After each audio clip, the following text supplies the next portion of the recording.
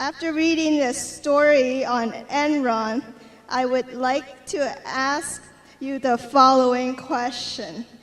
How does an entry-level employee in a large company find out if her employer operates with a long-term perspective and with honesty and integrity? Well, that's a very good question. I'm not sure I'm going to have an equally good answer. You pick up signals, or frequently you can pick up some signals about what is going on at the top of a business if you're at a lower level. But I would say it would be very easy to be easy to be fooled on that subject. Charlie and I would tend to be looking at things that they do in public in relation to their investors and the promises they make and all of that sort of thing. But I think that might be tough for people, and it wouldn't always give you a great guide. We've been suspicious of companies, for example, that place a whole lot of emphasis on the price of their stock. I mean, when we see the price of the stock posted in the lobby of the headquarters or something, things like that make us nervous. But I'm not so sure that's, that would be enormously helpful. So I guess you just have to sort of pick up from co-workers, publications, pronouncements of the leaders, the sort of culture that was being presented to them in the world, and you might get suspicious about it, but I don't think I have a really good answer for that. Do you, Charlie? No, it's obviously easy when you've got a caricature of a person like Bernie Ebbers or Kenny Lay. I think it's easy to say that you've got almost a psychopath in charge. But what fools you is a place like Royal Dutch. If I'd been asked to guess major companies with sound long-term cultures and good engineering values and so forth, Royal Dutch would have been near the top of my list. And to have the oil reserves phonied for years and internal reports that people were tired of lying, and if it can happen at Royal Dutch, believe me, it can happen a lot of other places. Yeah, Charlie and I would not have spotted at Royal Dutch by any of the means that we normally use. In fact, as Charlie said, we might have used that as an example of some place that was almost certainly above reproach, and then you do read the emails and all that. But we don't learn, because I would still expect that Exxon's figures were fair. Yeah. I think what transpired in the 1990s, was this gradual and later on not so gradual embracing at the top of the feeling that anything goes. I'm not going to speculate as to the motives at the top of Shell, but there's so much going on where people saw the fellows, in most cases fellows, unfortunately, that were at their clubs, that they saw in at other corporate meetings or respected business leaders. They saw just one after another that were really cutting corners in one way or another. And situational ethics can take over in that. People do, I think they sink faster to a lower prevailing morality than they rise to a higher prevailing morality, but they do move in the direction of what they perceive to be the prevailing morality of those around them in many cases. And certainly the corporate world in the late 1990s particularly was extreme on that. And that leads me into, I ran into a friend at the lunch break who's involved in these matters, and he suggested, and I'm delighted to put in a plug to encourage all of you to write your congressmen and senators to give should be expensed, or whether whether Congress has got any business legislating on the question of what proper accounting is.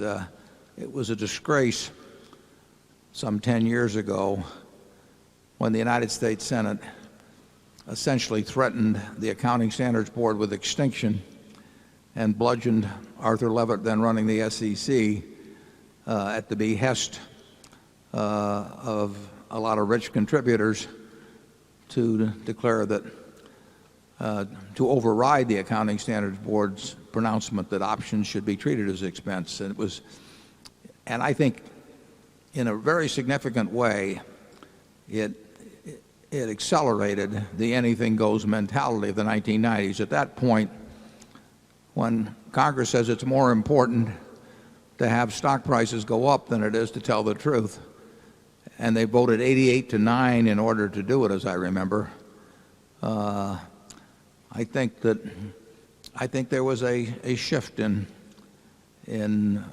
morality among many corporate executives. You may remember that the FASB then backed off, but still said that expensing was preferable.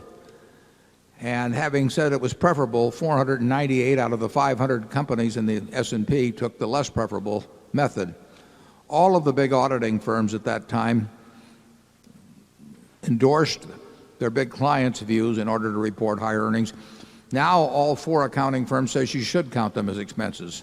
Well, they're right now, but it just shows what was going on in that period when, on a question of accounting principles, and when really nothing has changed, when what were then the big 5 have shifted 100% to where the big 4 are now, and now they say options should be expense. So if you are inclined to write your congressman or senator, tell them you really think the FASB knows more about accounting than they do, and I think you'll be right.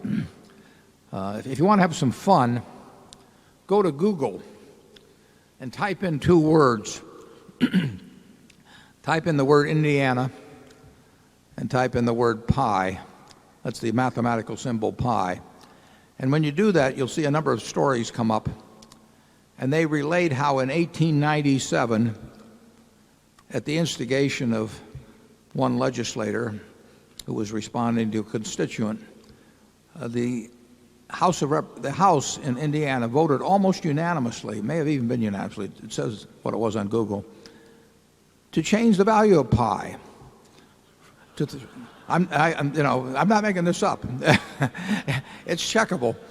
And it seems that there was a fellow that had thought he'd discovered some new relationship between circumference and diameter and area and a few things.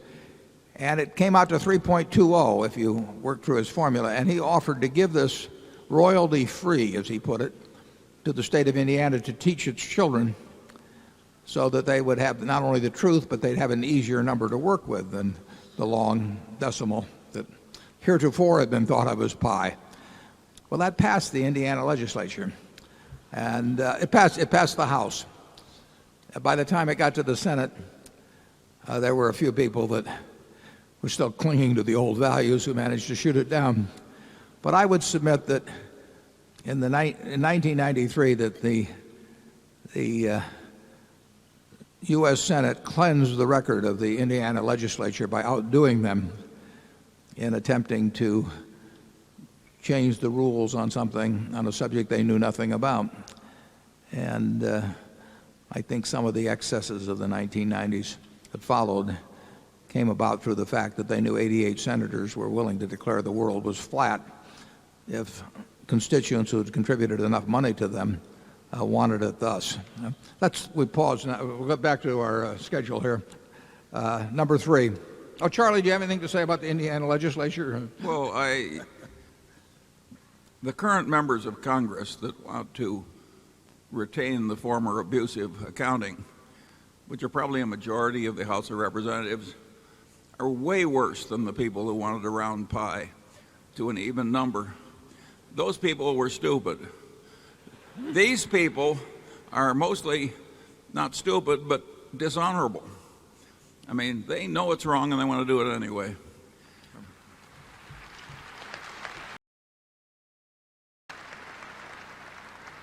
Let's go to number 3.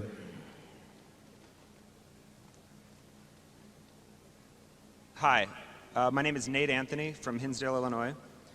First, I would like to venture a response to an earlier question about the future of Berkshire. I believe it is our responsibility as shareholders to think for ourselves and ensure that Berkshire is run as respectably in the future it has been until now. You both have had a lot to say, both today and in the past, about how mutual funds should be run, but to my knowledge, we do not directly have a fund management business. What do you think about putting your words in action and offering to have a Berkshire company manage the assets of funds where the directors are dissatisfied with present management? Yeah, the problem would be there would be too many conflicts. You know, we're managing so much of our own money at Berkshire that to take on the responsibility for managing another group of people to whom we would owe our best efforts and handling that situation of wearing two hats ethically, I wouldn't know how to do it. I certainly wouldn't want to start a fund management company and be prorating all purchases between Berkshire and that fund management company or the funds that it managed. We've thought about it plenty. I mean, we've had all kinds of propositions put to us, and obviously we could sell it big time. But when we got through selling it, then we'd have the problem of administering it fairly, and I don't know how we would do it. Charlie, do you? No, that's why we don't do it. But I must say it's an attitude that doesn't seem to bother many other people.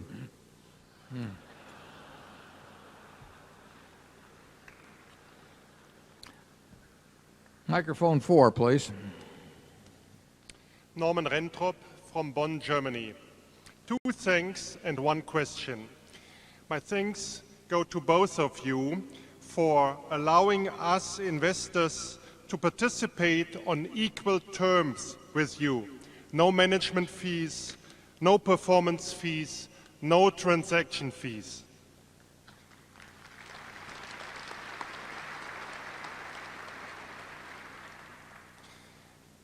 My thanks also go to the people of Omaha for building this very fine new convention center. Our thanks too. I'll interrupt you for just 1 second. We wouldn't be able to hold this meeting if we'd been limited to the facilities we had last year. Last year we had the biggest facility in town, and I was told that we have at least 19,500 people here, and that would have been many, many thousands beyond what we could have had last year. And this facility really does the job. Incidentally, it's known as the Quest Center. If you read about it in the paper, they seem to have some unwritten rule, or maybe it's a written rule, that they can't use the name. So you will not see that name in the paper for reasons that absolutely baffle me. But this is the Quest Center, and they've done a wonderful job with it, and Omaha has 19,500 people here today that otherwise might have to go to Kansas City. So thank you for thanking them, and now your question, please.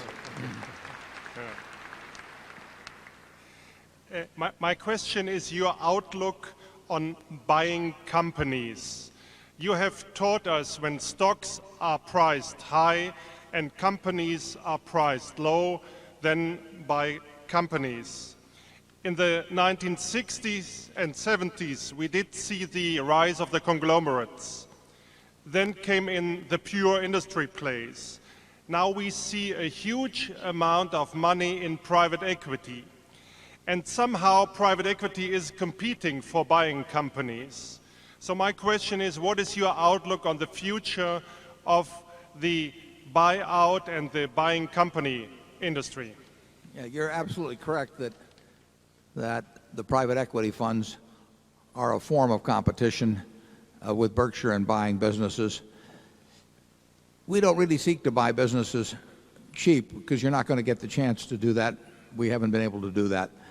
We do get occasional chances to buy them at what we would regard as fair value. You'll never buy companies as cheap as stocks sometimes get. I mean, sometimes stocks sell for very low compared to intrinsic value. Businesses just don't do it. I mean, the reason is that the prices of stocks like those junk bonds we talked about earlier are set in an auction market, and that market can do extreme things, but businesses are sold in a negotiated transaction, and that doesn't get as extreme. Nevertheless, our strong preference, is that we would rather buy businesses at fair prices than stocks even a little cheaper. And the private equity funds are competition. On the other hand, we have bought a reasonable number of businesses in recent years, and we'll buy more in the future. If somebody wants what we are offering, we are somewhat one of a kind in that we will buy a business, and the people that sold it to us, if they built that business, are really able to run it as if it's their own indefinitely in the future. So if they have a tax reason, if they have a family situation or whatever, where they want to sell some business they love, and they don't want to auction it off like a piece of meat, and they don't want some guy buying it and then leveraging it up and then reselling it a couple of years after changing the accounting or something of the sort, they come to us, and they know they'll get the result they want. And that happens periodically. It doesn't enable us to buy super bargains or anything like that. It just doesn't work that way. But it does let us put the money to work at a sensible rate. There will be more people like that. Unfortunately, we need big businesses, and they don't come along every day. But as I've said, if you find that kind of an owner, if I owned a business that was big and that maybe my father had started, my grandfather had started, and I'd worked a long time for, but for one reason or another I had to monetize it, I would sell to Berkshire. It's very simple, because I wouldn't regard the carving up of it to get perhaps the a higher price, which might not be higher, but I wouldn't regard that as the ultimate goal in life. I think it's kind of crazy, to spend. I think it'd be kind of silly to auction off your daughter to whatever man is willing to pay the most for. And I feel the same way about a business you've created lovingly over decades and decades and decades. And we will buy some more. It's a matter of luck whether it happens in any given quarter or even any given year. But there's really no one else can quite make the promises that we can make. I mean, the degree of ownership that I have in Berkshire and the way I've got it set up for the future where none has to be sold, my promises will probably be about as good as you can get in that arena. Most big companies simply can't do that. If their board of directors, decides they want to have a pure play, as you put it, in something, what can be done about it? I tell prospective sellers, basically, I'm the only one that can double cross you.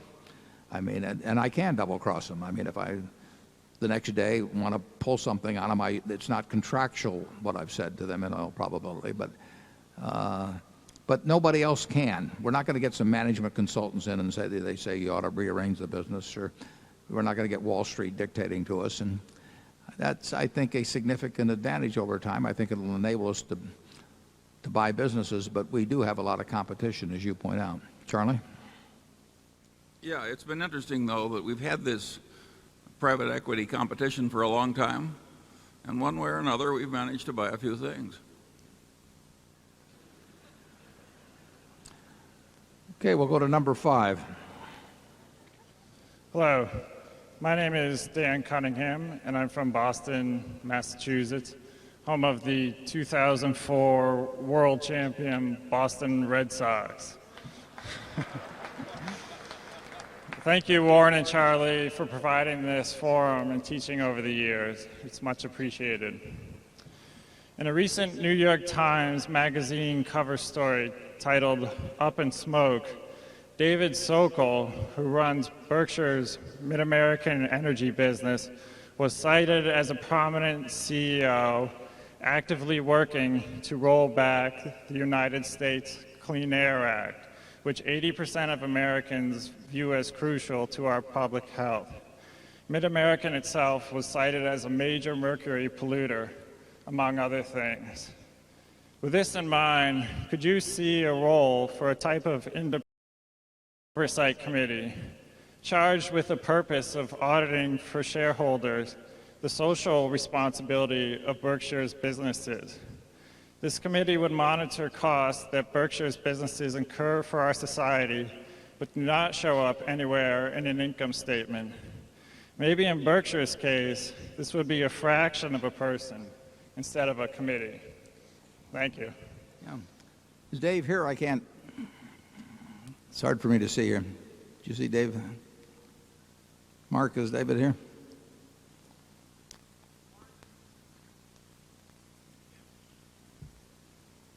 Yeah. If we'll go to it, yeah, he might. I'd like to have David respond to that because, I have seen Mid-America actually lauded in a great many respects. I did not see that particular article, but I know that if there were anything being done that had been judged wrong, I would have heard about it. So maybe David can address that if he will.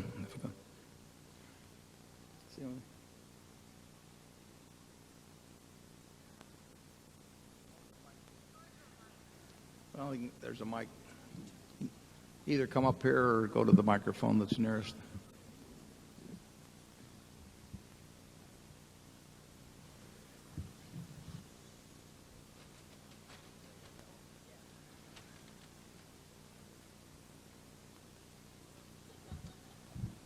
Yeah, Warren, this is David. Okay. The article actually does not criticize Mid-American for any air emissions. It criticized me for 2 years ago being a ranger in President Bush's election. For what it's worth, I'm no longer a ranger, but that was the focus of the article was energy CEOs trying to influence legislation. That's not why I was a ranger. And frankly, Mid-American's environmental policies, I think, rank among the best in the industry.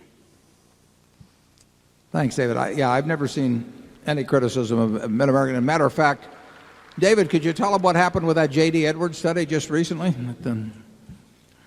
Yeah, we were ranked nationally number 2 in the country for environmental reliability, availability, and customer satisfaction. Number 1 in the Midwest out of 55 utility companies. Thanks, Dave. And number 6, please. Good afternoon, Mr. Buffett and Mr. Munger. My name is Van Argerakis. I'm from Omaha. Many U.S. multinational corporations depend on the importation of foreign workers. What is your opinion on the current state of U.S. immigration law as it applies to the employment of highly skilled permanent workers? Charlie, you want to comment on that? Well, of course, that's a subject on which reasonable minds disagree. My personal view is that I'm almost always glad to have very talented people come into the United States, and I'm almost never pleased when the very bottom of the mental barrel comes in.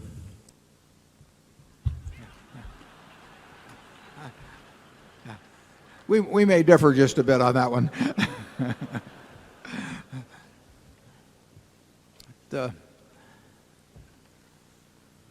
This country has certainly benefited enormously over the decades, by immigration. We started out with 4 million people in 1790. China had 290 million at that time, just about what we have now. Europe had well over 75 million. So you had 70 times as many people in China. You had probably 20 times as many people in Europe. We had the same degree of intelligence in China or in Europe as we had here. We had similar natural resources, and now this country has well over 30% of the GDP of the world. So it's a pretty remarkable story. And how to attribute or how to quantify the various components that entered into that is very, very difficult. But we've certainly been a country characterized by lots of immigration, and whether that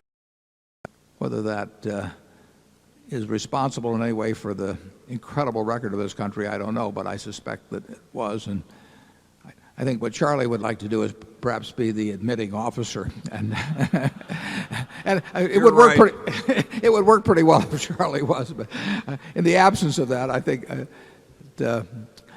don't think net this country has been hurt by immigration over time. Number 7. Good afternoon, Mr. Buffett and Mr. Munger. I would like to thank you for being here. My question pertains to price discovery and liquidity. It is a common perception that unless there is adequate liquidity, price discovery is hurt. Now, if liquidity helps price discovery, then does it make sense to split the stock of a company which has a low liquidity problem? As a corollary, why do you consider stock splits and bonus issues to be bad for shareholders in the long run? Thank you. Stock splits and what else, Charlie? Bonus issues. And what's the relation? I don't get it. He didn't indicate a relation. No. He just asked you to describe It's just what's wrong with both. It's 2 questions then.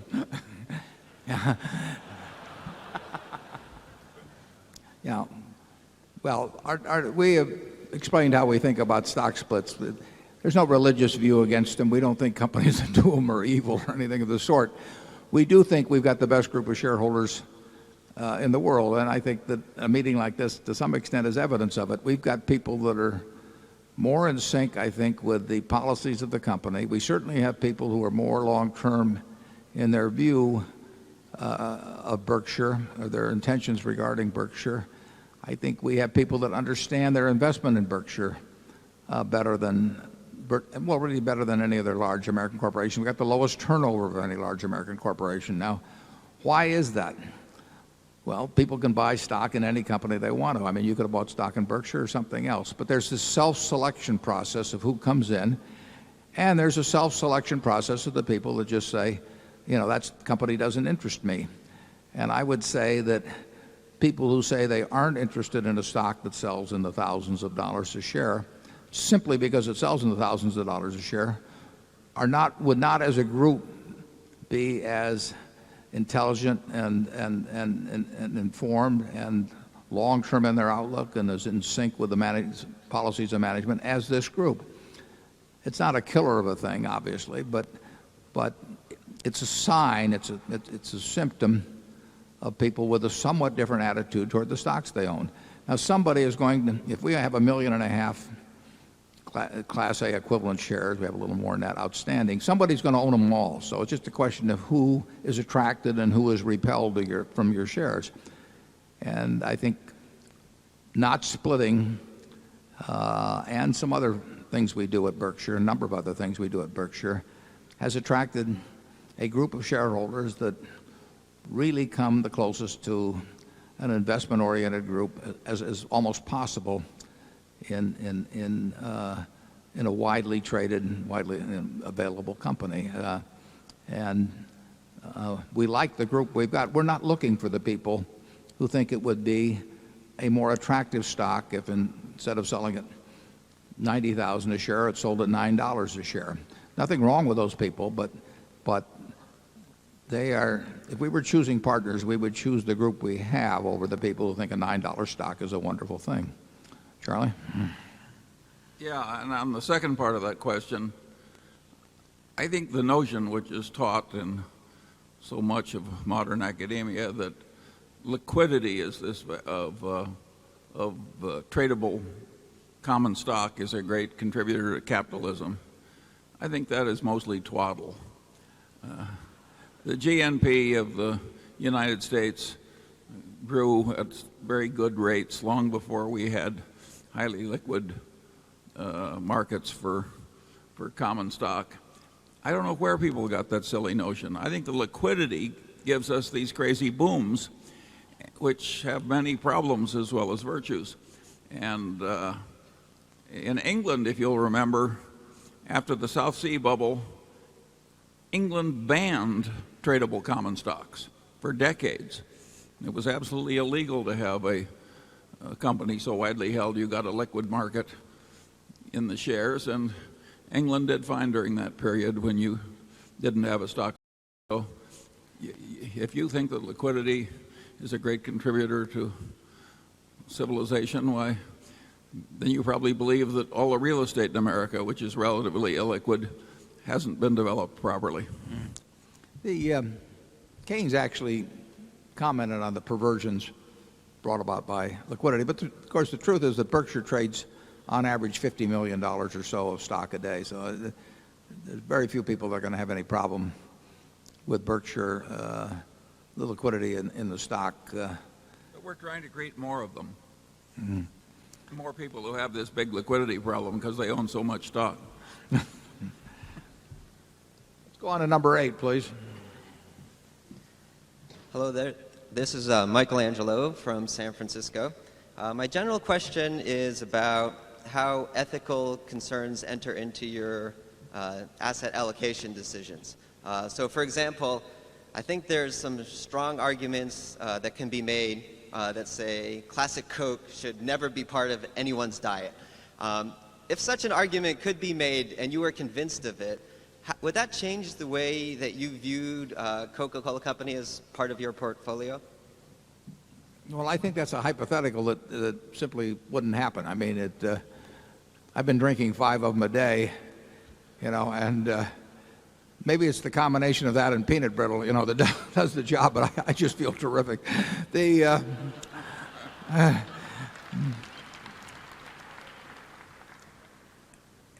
We passed one time on the chance to buy an extraordinarily profitable company because Charlie and I met the people that ran it, and they were perfectly decent people too. And we went down in the lobby of the hotel that we met them in, and we just decided that in the end we didn't want to be involved in that. On the other hand, I would have bought stock as a publicly traded stock in the same company. Charlie will give you his view on that later. So I do not have a problem buying stock in companies, marketable securities, the bonds of companies in the market that engage in activities that I wouldn't probably endorse myself. I would have trouble owning outright and actually directing the activities of some of those companies. But any major retailer in this country is virtually going to be selling cigarettes, for example, and if they're not declared illegal, it does not bother me to own. It would not bother me to own those retailers outright, or it does not bother me to own the stock. Yeah, but you wouldn't buy a company that made the tobacco and concocted the advertisements.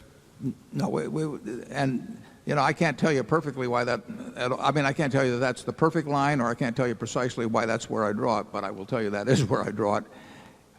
We would not be in the manufacture of it, but we owned stock at one time in R.J. Reynolds before it had the LBO. We owned bonds in it, and I would still be doing it if I liked either the bonds or the stock. We would not buy the manufacturer. And like I say, we walked on one that and we went down to the hotel to talk about it though too. So you'd have to say that we were thinking about it, but we decided not to do it. Charlie? We didn't think very long. Yeah. We don't claim to have some kind of perfect morals. You can draw these lines where you wish, but at least we've got a huge area of things which is perfectly legal to do that we think beneath us, so we won't do them. And we see more and more in America a culture where just anything that's unlikely to send you into prison, which looks like it'll make money, is okay. And that is a very bad development. But I think it's a little crazy myself to say that it's terrible if people eat hamburgers or drink Coca-Cola or eat candy or anything like that because they're likely to gain weight. That is a perfectly optional decision, and who knows whether somebody has lived a happier life that lives to 75 and overweight condition causes them to die a little sooner. They lived to 85 and lived on carrots and broccoli, has lived a better life. I know which one I prefer. Okay, number 9, please. Hi, Mr. Buffett. I'm Alan Maxwell. My wife and I are shareholders from Omaha. I'm going to keep things simple so you can understand them. Good. Alan's a friend of mine, so he can get away with that. Thank you, Colonel. Excluding the Buffett stake, I'm going to combine A and B shares. And there are approximately 1 million A shares outstanding, correct? That'd be about right. Okay, about. Your salary is approximately, or is $100,000 a year. It's been stuck there for a while, and we'll talk about the board. Well, you'll be happy with my question. You can make it a motion if you're heading where I think you are. In other words, we're paying you 10 cents a share to manage a $90,000 investment. That's remarkable in today's corporate culture. Thank you, Mr. Buffett. Thank you. Yeah, thanks. Alan, thank you. But I have to tell you, as I did last year, I would pay to have this job. I mean, it doesn't get any better than this. Well, rather than you doing something for us, I would like to suggest that we, the shareholders, do something for you. As a shareholder, I would be willing to pay you 25 cents an A share. Though that way you could save a little extra money for your retirement. Would you support such an idea? Alan, I'm getting Social Security now.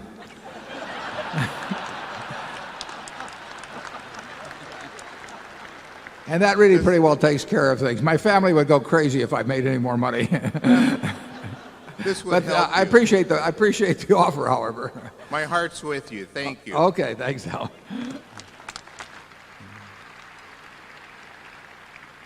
Let's go to number 10 and see if we can get 50 cents. How about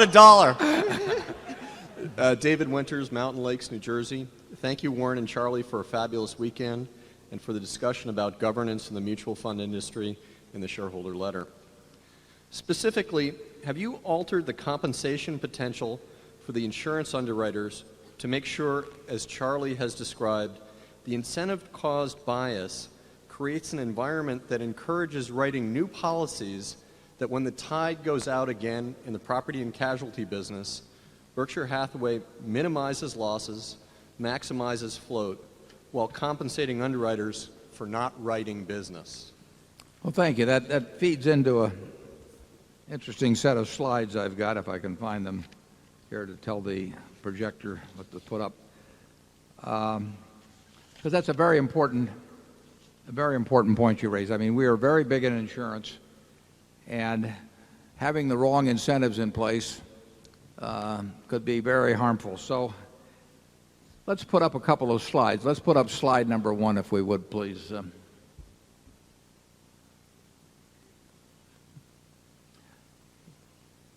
Slide number 1 is the situation at Berkshire, and Charlie, I'll give you one of these, but that's the situation at Berkshire shortly before we bought National Indemnity. There's our balance sheet there, and as you'll notice, we just had a few $1 million extra. We had about $20 million tied up in the textile business.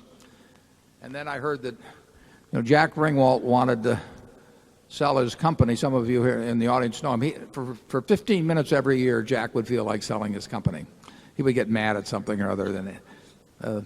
And so my friend Charlie Hyder knew Jack pretty well, and I said to Charlie, next time Jack is in heat, have him, get him over here. And so Jack, early in 1967, came by at 11:30, 11:45 in the morning, and said he'd had it with insurance and with the insurance regulators and everything he'd like to sell, so we bought it.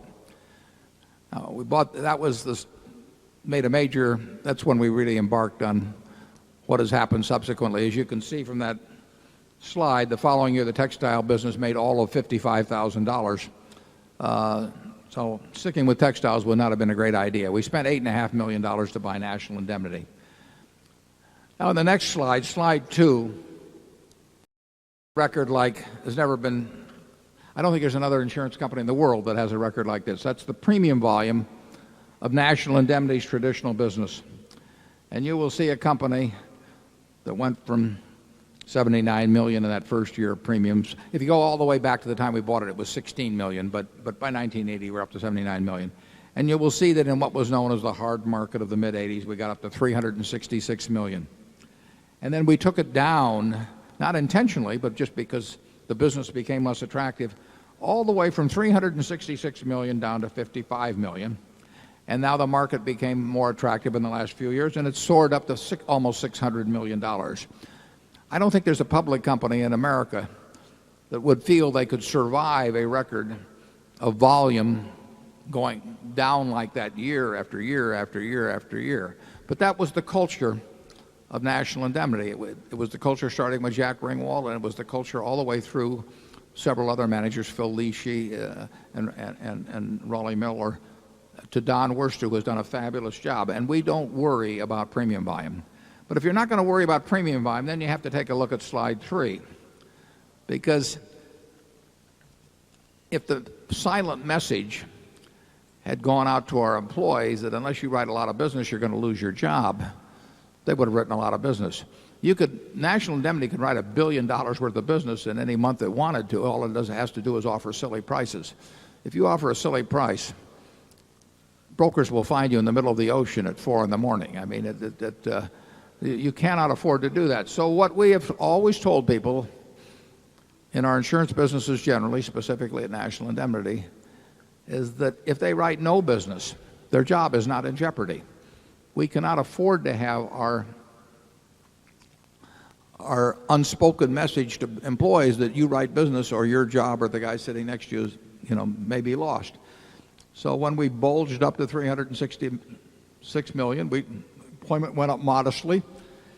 And when we went all the way down, you'll see it trickled downward, but that was all by attrition. We never had a layoff during that period. Other people would have, but we didn't. And now we're going back up some, and we'll go back down again at some time in the future. Now, if you go to the next slide, you'll see that created an expense ratio that went up dramatically, up as high as 41% in 1999 as volume shrunk back. And when we were writing a lot of business, our expense ratio was as low as 25.9. Now, some companies would feel that was intolerable, but what we feel is intolerable is writing bad business. And again, we can take an expense ratio that's out of line, but we can't afford to write bad business. For one thing, if you get a culture of writing bad business, it's almost impossible to get rid of. So we would rather suffer from the stand of having too much overhead than we would want to teach our employees that to retain their jobs, they needed to write any damn thing that came along, because that's a very hard habit to get rid of once you get hooked on it. Now, if we'll move on to slide number 5, you will see what the result has been of that policy. And it's been that we had a few years, bad years in the early 80s. That's what led to that hard market. But even with a high expense ratio, you'll see that we made money underwriting in virtually every year. You'll see the year 2001 at 108.4, but that will, in my view, that will come down. I think that will turn out to be quite a good year. These are that year is not fully developed yet. Now you'll see in 1980, in 86, we had this incredible year when we wrote at 69.3. That's a 30% underwriting margin. And the nice thing about it is we did it with the most volume we ever had to that point, 366 million. So we coined money when we wrote huge amounts of business, and we made a little money when we wrote small amounts of business. So it's absolutely imperative in our view, and I think we're almost the only insurance company like this, certainly public in the world, that sends the absolutely unequivocal message to the people that are associated with us that they will never be laid off because of lack of volume, and therefore we don't want to write one bit of bad business. And we'll make mistakes, and we'll have a high expense ratio when business is slow, but we'll win the game. And that's what National Indemnity has done over a period of time. National Indemnity was a no-name company through a general agency system, which everybody said was obsolete. It had no patents, no real estate, no copyrights, no nothing that distinguished it essentially from other insurance, dozens of other insurance companies could do the same thing. But they have a record almost like no one else's because they had discipline. You know, they really knew what they were about, and they've stayed with that. In fact, they've intensified it over time. And their record has left, you know, other people in the dust. It wouldn't be a record you would point to Wall Street. You know, if you went to Wall Street with that record alone in 1990 or 1995, they'd say, what's wrong with you? But the answer is nothing's wrong with it. And you put your finger on having the incentives in place to write the right kind of business for the shareholders at Berkshire. And we try to think those things through. I mean, you can't run an auto company without having layoffs. You know, you can't run a steel company this way. But this is the right way to run an insurance company, and that's why these cookie-cutter approaches to employment practices or bonuses and all that are nonsense. You have to think through the situation that faces you in a given industry with its given competitive conditions and its own economic characteristics. Charlie, you want to comment on that? Well, the main thing is that practically nobody else does it. And yet, to me, it's obvious it's the way to go. There's a lot in Berkshire that is like that. It's just a little different from the way other people do it. Partly the luxury of having a controlling shareholder of strong opinions. That accounts for this. It would be hard for a committee, including a lot of employees, to come up with these decisions. We go to number 11. Good afternoon. My name is Andy Peak, and I'm from Weston, Connecticut. As a keen China watcher, I was very interested in your PetroChina investment. Could you please tell us more about your thought process on investing in a complicated, opaque country like China and PetroChina? Yeah, PetroChina itself is not a complicated or opaque company. You know, the country, you know, has obviously different characteristics in many respects than the United States. But the company is very similar to big oil companies in the world. PetroChina may have been the fourth most profitable oil company in the world last year. I may be wrong on that, but they produce 80 or 85% as much crude daily as Exxon does, as I remember, and it's a big company, and it's not complicated. I mean, you know, obviously a company with 500,000 employees and all of that, but a big integrated oil company. It's fairly easy to get your mind around the economic characteristics that will exist in the business. And in terms of being opaque, actually their annual report may well tell you more about that business, you know, than you will find from reading the reports of other oil giants. And they do one thing that I particularly like, which other oil companies don't, at least to my knowledge, is that they tell you they will pay out X percent. I think it's 45% of their earnings, absent some change in policy. But I like the idea of knowing in a big enterprise like that 45% of what they earn is going to come to Berkshire, and the remainder will be plowed back. It was bought not because it was in China. It was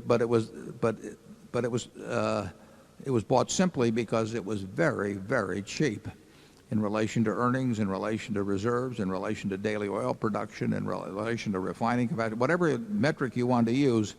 It was far cheaper than Exxon or BP or Shell or companies like that.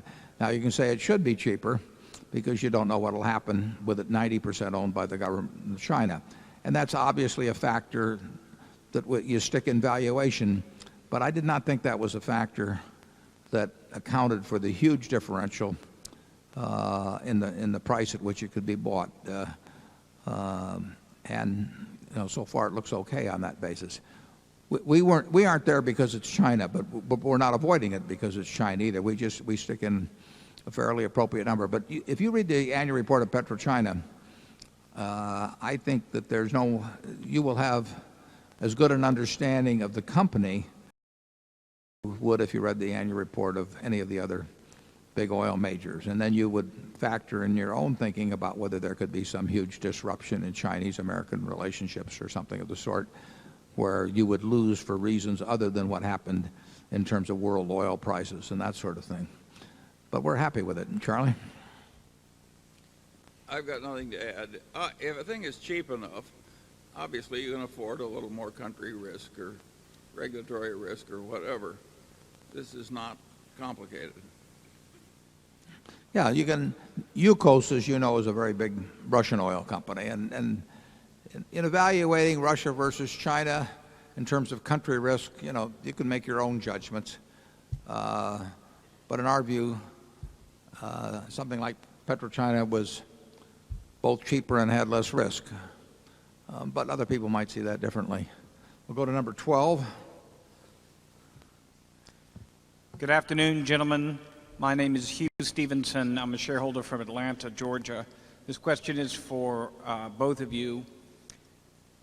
If you would both comment on the subject of tort reform, specifically asbestos torts, and if you could construct an optimal solution, how would you construct it, balancing the interests of legitimate plaintiffs versus the attorneys versus the opportunists? Okay, Charlie's the lawyer, so he's going to get to answer this one. As a matter of fact, that is an easy question. What's happened in asbestos is that a given group of people get mesothelioma that came, which is a terrible form of lung cancer that kills people, really only from asbestos. And those people got it from somebody's asbestos, and that's one group of claimants. Then there's another group of claimants, and these are people who've smoked 2 packs a day of cigarettes most of their lives, and they've got one little spot here or there in an elderly lung, and God knows what the spot is, but an enterprising lawyer can get an enterprising physician who just happens to find that every damn spot in any lung must be asbestos caused. And once you've got one expert witness whom you can bribe, in effect, to say that, you've got a claim that can be filed. And so you get millions of claims on behalf of people who have no symptoms and who say that I'm worried about getting cancer from this spot that my attorney's doctor says was caused as asbestos. Well, there isn't enough money in the companies that made the asbestos to pay off everybody. And what happens is that a huge percentage of the money does not go to the people that got the cancer or another group of people who got terrible lung impairment that is obvious, but that's another small group relative to these people who just have one little spot and now say they are worried about getting cancer. And they can file those cases where they say they're worried in some state, usually a southern state, where they've got a jury pool that just hates all big corporations. And so you've got an industry, and of course the lawyers who are representing the people that aren't hurt are really stealing money from the people who are hurt. And the guy who gets mesothelioma doesn't get as much as he should, and all these other people are getting money they're not entitled to. It's a bonkers system. But with federalism the way it is, there's just no way to stop it. And the United States courts, the United States Supreme Court, refused to enter it and just grab hold and make a decision. And so it just goes on and on and on, and the claims come in. I think the Manville Trust had more new claims come in last year than in any year in history. That's correct. And they have mined and sold asbestos for the last time, 35 years ago? Yeah. And it just never stops. The people who are trying to buy these people off, it's like trying to douse a fire by pouring gasoline on it, because word processing machines can grind out these phony claims, and the doctors can grind out these phony opinions. And so a huge proportion of all the money that's available to pay people who suffered from asbestos goes to lawyers, experts, doctors, contingent fees to lawyers, defense lawyers. I think is it something like 20–25% of the money is flowing through to people who were injured. So it's a total national disgrace. The only people who have the power to fix it would either be the Supreme Court of the United States or Congress. The Supreme Court, some people would say rightly, other people would say in too chicken a fashion, duck the issue. That means the only party that has the power to fix it is Congress, and Congress so far, given the politics, has not fixed it. Once you get wrongdoers so rich, they get this enormous political power to prevent change in the laws that are enriching them. I mean, it means that we should all be more vigilant about stepping on these wrongs when they're small, because when they get large, they're very hard to stop. But it would be easy to fix this. The right way to fix it, we're not going to pay off on these tiny claims. The Johns Manville, we own Johns Manville. They went bankrupt. They were the first, at least big one, that asbestos took into bankruptcy, and probably on the history of things, they somewhat deserved it. I think, Charlie, isn't that right? Their behavior was among the worst in the history of American corporations. Yeah. They knew this stuff was causing terrible injury, and they deliberately covered it up time after time and year after year to make more money. There's no doubt about the guilt of the original management at Johns Manville. So they went bankrupt in the early 80s, and out of that bankruptcy was formed something, as Charlie mentioned, called the Manville Personal Injury Trust. We've got to have no connection with that. I mean, this is a new company that we bought a few years ago, and this company has no connection with that except the historical history. But the Manville Personal Injury Trust was established and had, over time, had a couple $2 billion in it. And as Charlie said, last year, it's been around for almost, I would say, close to 20 years.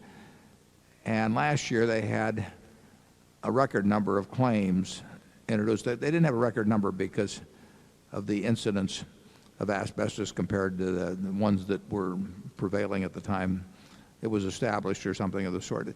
It's just that it's become a honeypot. And as a result, the Manville Personal Injury Trust is now paying out 5% because their $2 billion will only go so far. They're paying 5% of claims. So as Charlie says, the guy that has really been drastically injured by asbestos gets this tiny fraction, and the tens of thousands of claimants for whom it's a gleam in the eye, or rather a gleam in their lawyer's eye, perhaps, also get their 5%. And it's not the right way to do it, but it's very hard to correct. We've observed the asbestos legislation proposed legislation over the last year, and in the end, what they came up with, we did not support because it didn't get the answer that's needed. And Charlie, in my view, the Supreme Court, when they ducked it, I mean, they left open a can of worms which will be around for decades and decades and decades, and the right people will not get compensated. And those of you who want to be cynical ought to look into it and see the perjury. What's happened, of course, is that all the really horrible people pretty well are broke and gone, and maybe there's some money left in a trust here or there, but by and large there isn't enough money. But now there are like 3 solvent people left, and you've got some little spot or something or other, and by a strange coincidence, every one of those people can only remember 3 names of products that he somehow saw that might have caused it. And it's an amazing coincidence. The 3 that are left solvent are the only names he can remember. And so it's obvious you have a vast amount of perjury being suborned by practicing lawyers. It's not a pretty picture. Okay, let's go to microphone 1. Hi, my name's Charlie Rice, and I'm a stockholder from St. Louis, Missouri. Appreciate hearing your comments on publicly held companies using their cash for dividends versus stock buybacks. Well, the equation is pretty simple, but the practice doesn't necessarily follow logic. It's obviously, as long as you're telling the truth to your shareholders about what's going on so that you aren't manipulating the stock downward or something, when a stock can be bought well below its business value, that probably is the best use of cash. It's something the Washington Post did on a huge scale back in the 1970s. Teledyne may have bought 90% or something or close to it of their stock back. And that was the reason a very significant percentage of companies bought stock back in the past, because they actually thought it was selling for less than it was worth. Like I say, that can be abused if you do various things to bury your stock in one way or another, but that wasn't the usual case. Stock repurchases were relatively unpopular in those days.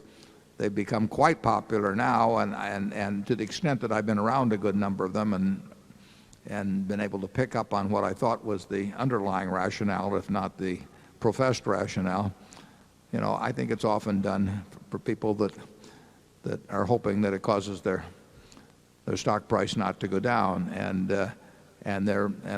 often done at prices that don't really make a lot of sense for continuing shareholders. If we wanted to return a bunch of cash to shareholders, we would, if our stock was undervalued, we would go to the shareholders and say, we think it's cheap, and we think that this cash can be better used by you than by us, and we will therefore be repurchasing at what we think is a discount intrinsic value, and the people that remain will be better off, and the people that get out will get out at a little bit better price than they would otherwise. In terms of dividends, you get into an expectational situation. And for most companies that pay a cash dividend, it doesn't make sense to bounce around the dividend from year to year, although private companies frequently do that. And we do it ourselves with our subsidiaries. Some subsidiary can pay us a lot of money one year and not so much money the next year. But with public companies, a lot of people do buy stocks to obtain dividends, and they hope for regularity, and there's a signaling aspect to it and everything. So I would say that once you establish a dividend policy with a public company, you should think a long time before you change that policy in a material way. But I think the best use of cash, if you don't have a good use for it in the business, if the stock is underpriced, is to repurchase it, and if it's overpriced, you got no business buying in a single share. But a lot of companies do it. Charlie? Yeah, dividends are a very interesting subject. If you count the unnecessary stock trading and the cost of investment advice and the cost of making a lot of errors in the trading costs in and out, I don't think it would be too extreme to say that now the total amount that's paid out in dividends is roughly equal to the amount that is wasted in all this trading and investment advice. So that the net dividends that come to the shareholders are approximately zero. This is a very peculiar way to run a republic, and very few people comment about it. Yeah, actually, I did in an article some time ago in Fortune. The frictional costs to American shareholders in sort of changing shares for all American business as a whole, those frictional costs are probably not much different than the entire amount paid out by American corporations. So, but getting to the individual corporation level, a company that expects to regularly earn more than it can profitably employ in its business should be paying out dividends. Take a subsidiary of ours like See's Candy. We would love to expand See's Candy to double or triple its present size, but it doesn't work. We've tried it a lot of different ways. So it should be paying out its earnings. If it was a public company, and it was at one time, you could argue that something approaching a 100% payout would make sense there. But most management's worrying about earnings falling off at some time in the future would rather establish a lower level and therefore ensure regularity of dividends by going with with a conservative level. You know, it's obviously something we think about at Berkshire when we have $30-odd billion around. If we can't figure out a way to employ that over time, you know, it's a mistake to keep it in corporate form. But we have this expectation, and I think it's a reasonable expectation, that we get to put it to work. If we ever came to the different conclusion, if we thought our stock was significantly undervalued, we'd probably figure in terms of dispersing it through repurchases, particularly where now dividends and capital gains are neutral for individuals. If our stock was not underpriced and we felt, we would probably do something by a dividend. It's not going to happen soon, however. Number 2. Good afternoon. My name is JP, as in Justice of Peace or Jello Pudding. My last name is Tan, as in suntan. I flew in from the suntan city of Orlando, Florida, where an elderly man told me JP Tan stands for just perfect tan. Mr. Buffett, allow me to give you a big thank you before I ask my question. Some time ago, I sent you my business analysis of your investment in Scott Fetzer Company. I was not sure if you would even bother to read it. Yet, you were very kind to write me that my analysis of Scott Fetzer Company is very much on the money. You also invited me to my first annual meeting, where I had the privilege of meeting Mr. Andrew Kilpatrick, who was kind enough to include my analysis of Scott Fetzer Company in his book of Permanent Value, The Story of Warren Buffett. I want to thank you for making this possible. Here comes my question. Mr. Buffett, you have said that the 9 most important words ever written about investing are these 9 words. Investment is most intelligent when it is most businesslike. Mary Buffett said that you have built your entire business success upon these 9 words. Investment is most intelligent when it is most businesslike. For this reason, I started businesslike.com, looking up to Geico and Dell as direct marketing models, since they have the lowest cost structure. Please kindly share with us in elaborate details the direct marketing methods of Geico and your friend Michael Dell.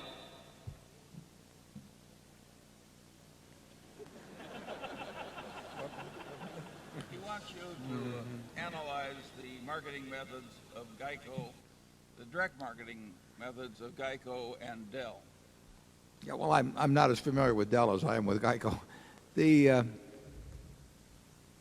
idea of direct marketing in auto insurance at Geico came from Leo Goodwin, who and his wife Lillian, who had come from USAA, and USAA was set up some years. Geico was set up in 1936. USAA was set up, I believe, in the early 20s because military personnel moved around a lot and they had trouble getting auto insurance. And a great organization was established. Leo Goodwin took that idea and decided to broaden it beyond the officer ranks of the military, and first went to government employees generally, and now that's been extended dramatically over the years to the American public as a whole. It's a better system. You know, if you go back 100 years, auto insurance, when the auto first came in, was sold by the casualty affiliates of the big fire companies. in the 1800s, the major insurance companies were fire companies, and casualty insurance was something that came along later. And it was sold through a system whereby the agent got large commissions, where there were sort of cartel-like rates established through something called a bureau. And that system prevailed for several decades. And then State Farm came along, formed in the early 1920s, a farmer from Myrna, Illinois, in his 40s, no background in insurance, no capital, but he came in with the idea of having a captive insurance agency force, and that brought down costs somewhat. And State Farm in time became the largest auto insurer in the country, and Allstate, which followed that system, became the second largest. And that was a better system, a better mousetrap. And then USAA, followed by Leo Goodwin at Geico, came along with a direct marketing operation that bypassed the agent and brought down costs further. Now, every American family virtually wants to have a car. They don't want to have insurance, but they can't drive the car without insurance. So they're buying a product they really don't like very well. It costs them a significant part of their family budget, and cost therefore becomes very important. It's not a luxury item. It's a mandatory item virtually, and saving significant money makes a real difference in a lot of household budgets. So the low cost is going to win. And our direct operation, Progressive has a wonderful direct operation competing with us. We're the two that will be slugging it out over the years, is a better system, and better systems win over time. Now, I'm not that familiar with Dell, but I have the impression that Dell is a very low-cost operation, enormously efficient, very low amounts of inventory, and I would hate to compete with them. If they turn out a decent competitive product at the best price, that system will win.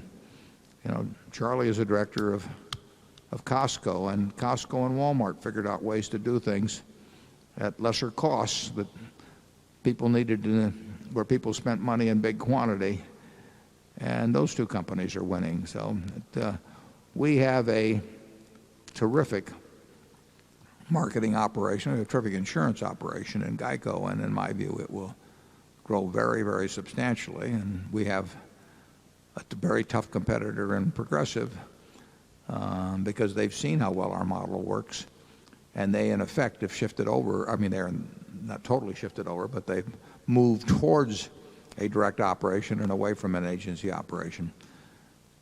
It's always a good idea to go with a low-cost producer over time. I mean, you can mess it up in other ways, but being a low-cost producer of something that's essential to people is going to be a very good business usually. Charlie?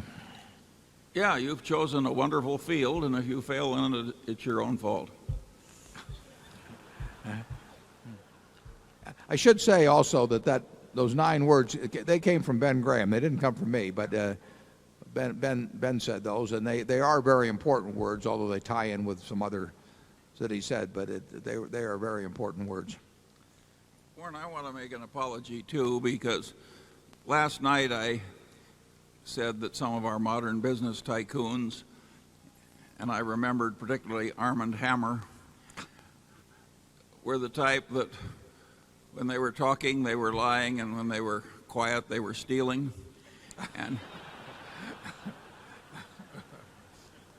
And some people got the impression that that was my witticism.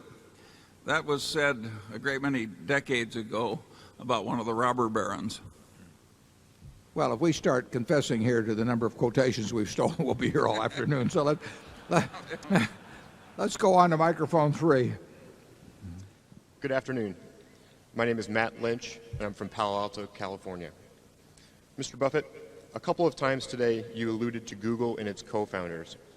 I was hoping you could share with us your thoughts and reactions to the owner's manual the co-founders included in Google's S1 filed last week, especially in light of the similarities and differences between it and that of Berkshire Hathaway. Well, that's a real softball for me. Obviously, I'm very pleased that the Google, the fellows at Google decided, and they say it was, I think they used the word inspired by the Berkshire owner's manual, and it obviously pleases us enormously that other people think that it's a good idea to talk to their owners, or in their case their prospective owners, in a very straightforward manner.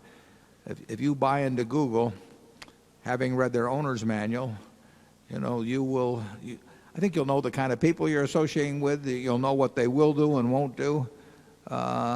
It's the kind of thing that one person would say to another if you were setting up a partnership, and you said, I'd like you to join me in a partnership. I need your money, and here's the way we're going to do business.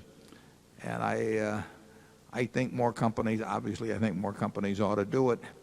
It's been simple for us at Berkshire. We've had these principles in mind for a long time, and we really want people to understand those principles before they join with us. And the Google fellows, in a very straightforward manner, I liked their prose.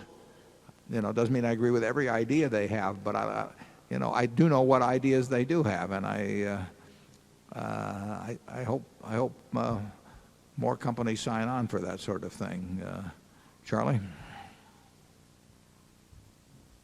Well, most of the world does not in any way imitate Berkshire Hathaway. This is a quirky few. There may be 19,500 of you that came, but it's still a quirky few by the standards of the country. And what's interesting about Google is that those two guys who created that are two of the smartest young men in the whole country. And it's much more fun to be copied by people that smart than we even think they were smarter than we thought they were last week. Yeah, we now think they're a lot smarter. Yeah. It's going to be a lot of fun to watch that. And my guess is that their annual reports are going to make very good reading. They're actually going to alternate the two of them in writing the reports, and I think you'll know a lot about them and a lot about their business if you read it. Although they had as I remember, they had an interesting sentence or two in there, which I admired also, where they said that certain of the things that might affect their business prospects really would be better left unsaid in terms of competition and so on, and if so, they weren't going to tell you. I kind of enjoyed that. Number 4, please. Thanks, Warren. Thanks. My name is Chad Bliss, Lincoln, Nebraska. My question pertains to Mid-America Energy and the Home Service Division. You said earlier that you would continue buying, companies in the real estate industry. Given the growth in for sale by owners, discount brokers, also maybe even banks now, do you think the current business model of home services is sustainable, or do you think commissions need to be lowered?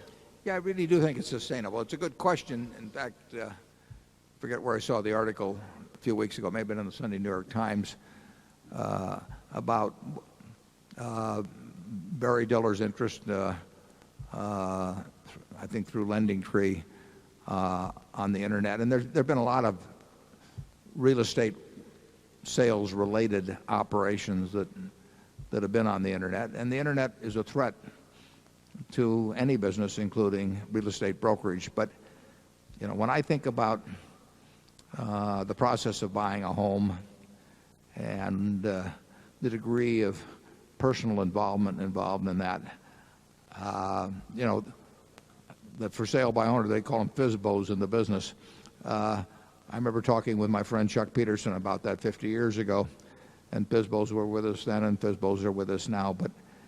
But my guess is that a very significant percentage of home transactions 30 years from now will be done through a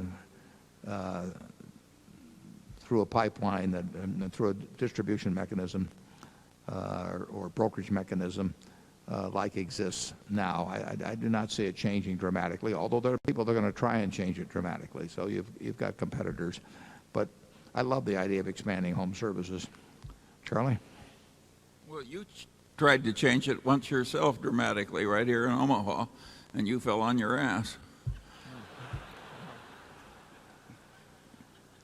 his memory's better than mine. He tried to take away a good part of the home advertising business from the World Herald to, your then little newspaper. Right, it was very thin, yeah. Yeah. And it didn't work worth a damn. Yeah.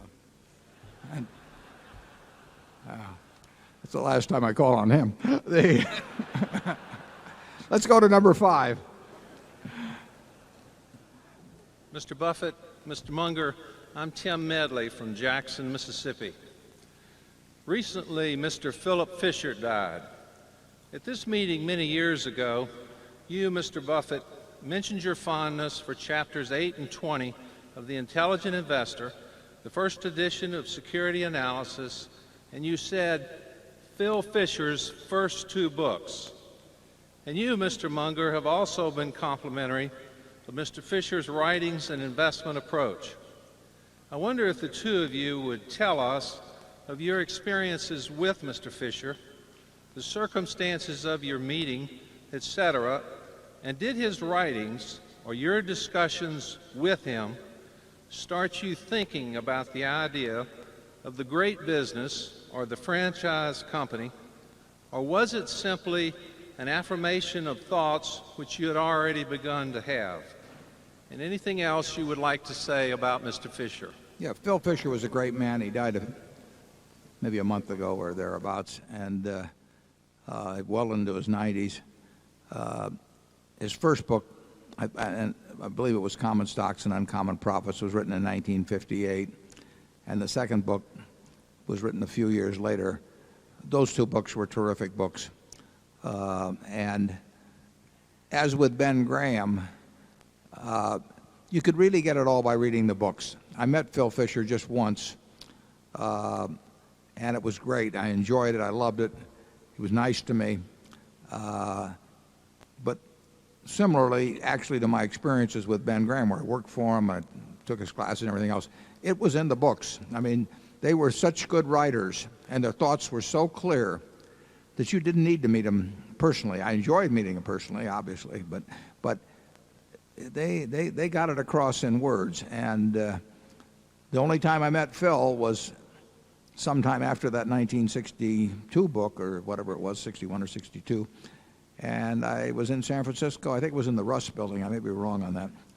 And I just went there. I used to do that all the time when I was younger. And I'd go to New York and I'd just drop in on all kinds of people. And I guess they thought because I was from Omaha that, one time and they'd be rid of me. So, and I would usually get in to see him. And Phil, I did that with Phil, and it was extraordinarily nice to me. But it wasn't that I gained new ideas, though, however, by meeting him, because I'd already read it in his books. And Charlie, actually, I met Charlie in 1959, and Charlie was sort of preaching the Fisher doctrine also to me, a little different form, but his ideas paralleled those of Phil. So I was sort of getting it from both sides, and made a lot of sense to me. I don't know what Charlie's experiences were with Phil. Well, I always like it when somebody who's attractive to me agrees with me. And therefore, I've got very fond memories of Phil Fisher. The basic idea of that it was hard to find good stocks, and it was hard to find good investments, and that you wanted to be in good investments, and therefore you'd just find a few of them that you knew a lot about and concentrate on those, seemed to me such an obviously good idea. And indeed, it's proved to be an obviously good idea, yet 98% of the investing world doesn't follow it. That's been good for us. It's been good for you. We'll go to number 6, please.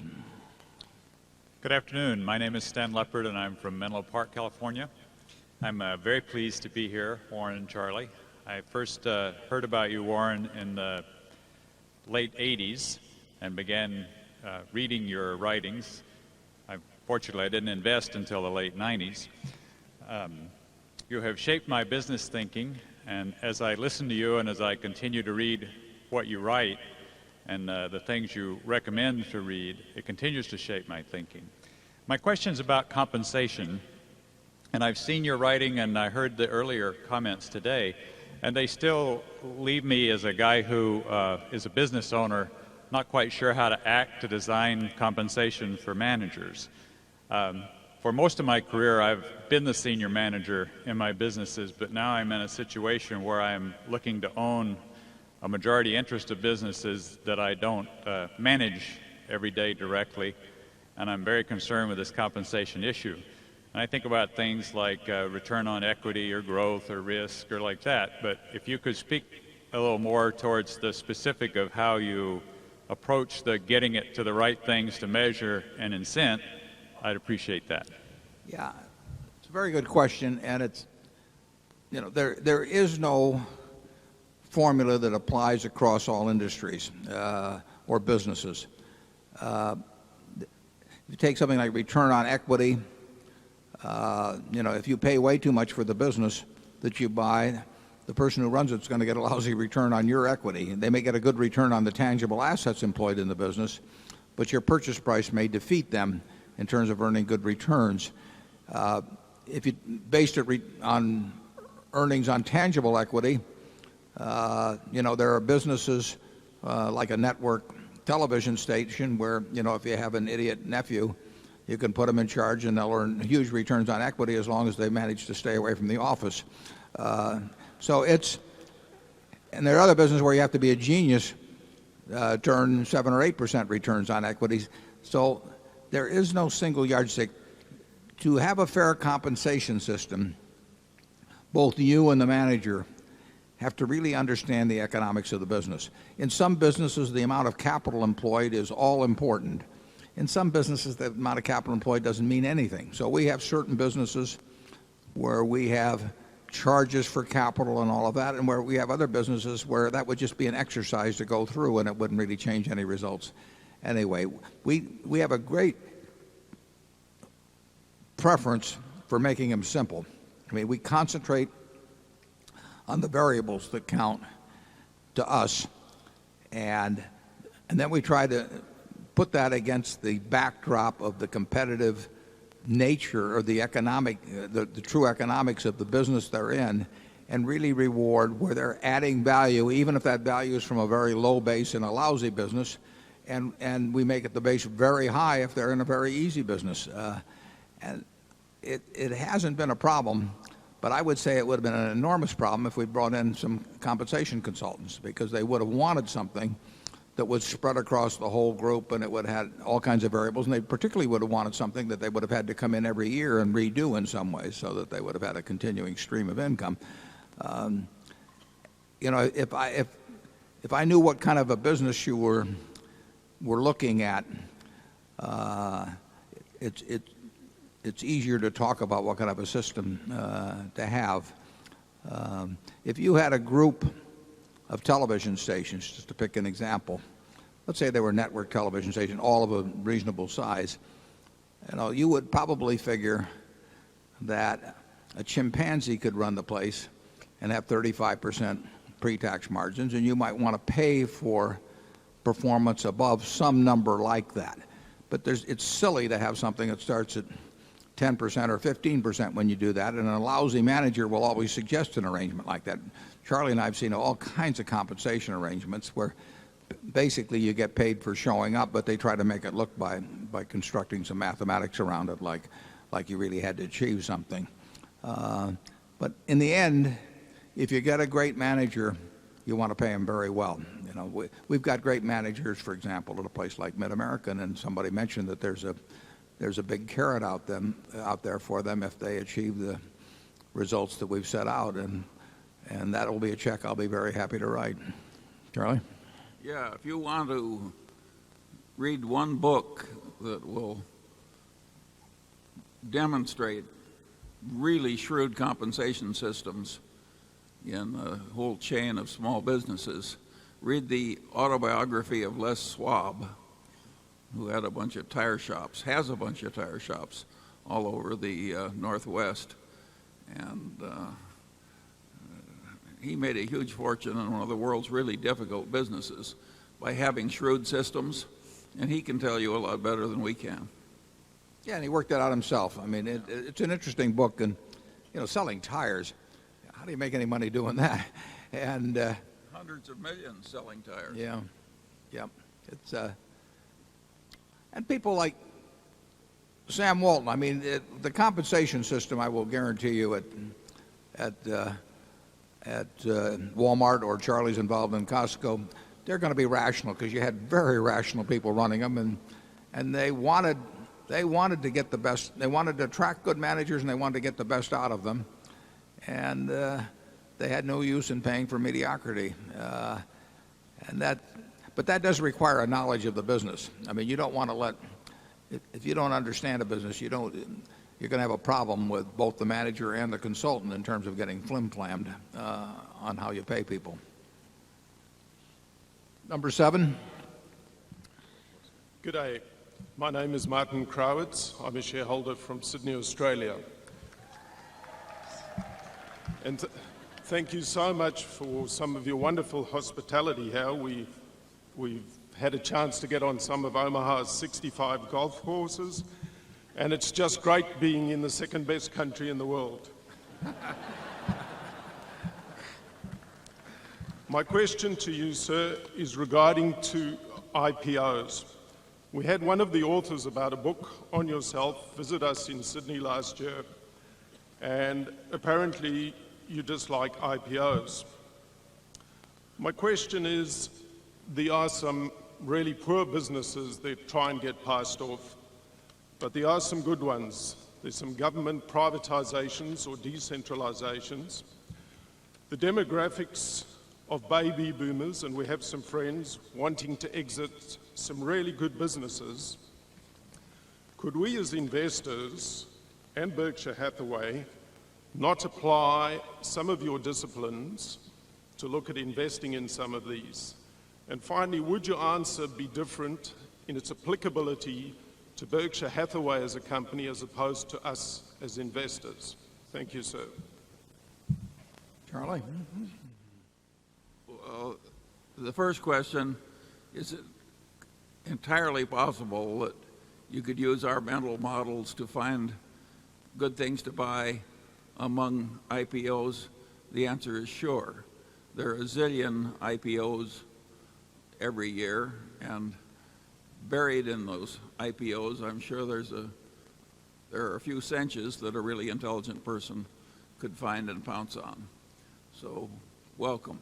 But the average person buying IPOs is going to get creamed. So, if you're talented enough, why, sure, that will work.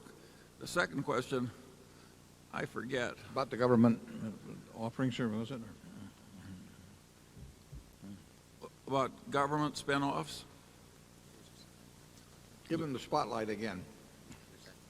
There he is. What was the second question? It was just, would the attitude of Berkshire Hathaway be different as opposed to investors? Thank you. Yeah, because the IPOs are normally small enough so that they won't work for us, or they're high-tech where we couldn't understand them. And so, by and large, if Warren is looking at them, I don't know about it. Yeah, I mentioned earlier how an auction market prevailing in the stock market will offer up extraordinary bargains sometimes, because somebody will sell 0.5% or 1% of a company at a price that may be a quarter of what it's worth, whereas in negotiated deals you don't get that. An IPO situation more closely approximates a negotiated deal. I mean, the seller decides when to come to market in most cases, and they don't pick a time necessarily that's good for you. So I think it's way less likely that in scanning a list of 100 securities that are trading in the auction market, in the 100 IPOs, if you scan 100 IPOs, you're going to come up with something cheaper than scanning 100 companies that are already trading in the auction market. It is more of a negotiated sale, and negotiated transactions are very hard to get bargains. If you take the houses in Omaha, somebody that lives next door to somebody who sold their house for $80,000 and their house is more or less comparable, they're not going to sell it for $50,000. It just doesn't happen. People are, it's too important an asset, and they're cognizant of what it brings, what is being brought for similar properties. That's what happens in negotiated sales. Now, if on the other hand, there was a whole bunch of entities that owned 1% of each house in Omaha, and you had an auction market in those 1 percentage points, they might sell at damn near anything, and occasionally they sell at crazy prices. So you're in my view, you're way more likely to get incredible bargains in an auction market. It's just the nature of things. And the IPO is closer. Sometimes there will be IPOs in terrible markets, and they may come very cheap. But by and large, that is not when IPOs come. They come when the seller thinks that the market is ready for them, and they come with an informed seller thinking it's a pretty good time to go public, and that you'll make better buys, in my view, in an auction market. Number 8. Good afternoon, Mr. Buffett, Mr. Munger. My name is Mark Stender from San Francisco. My question involves, if you live in California, which I understand you do some time of the year, it's almost mandatory that you shop at Whole Foods markets. They sell a lot of organic food there, and I was wondering if anyone ever tried to feed you organic food or organic food stock. I've never been near the place, but Charlie, who I've never thought of as a health nut, but he may have some comment to make on this being a Californian. No, my idea of a good place to shop is Costco. Costco has these heavily marbled fillet steaks in the finest grade, and the idea of eating a little whole grain whatever, or washing it down with some carrot juice has just never appealed to me. We don't have a lot of arguments between the two of us about where to eat. Number 9. Hello, thank you. I'm Sherman Silber from St. Louis. I'm a fertility doctor in St. Louis. We kind of view ourselves as the Berkshire Hathaway of infertility treatment. We don't know anything really about business. We're doctors and scientists. And so first, I'd just like to say I really appreciate the people that you have on your board and would like to keep it that way, because we do know a lot about character, and I'm happy to have our savings safe with you and the people of character that represent the company.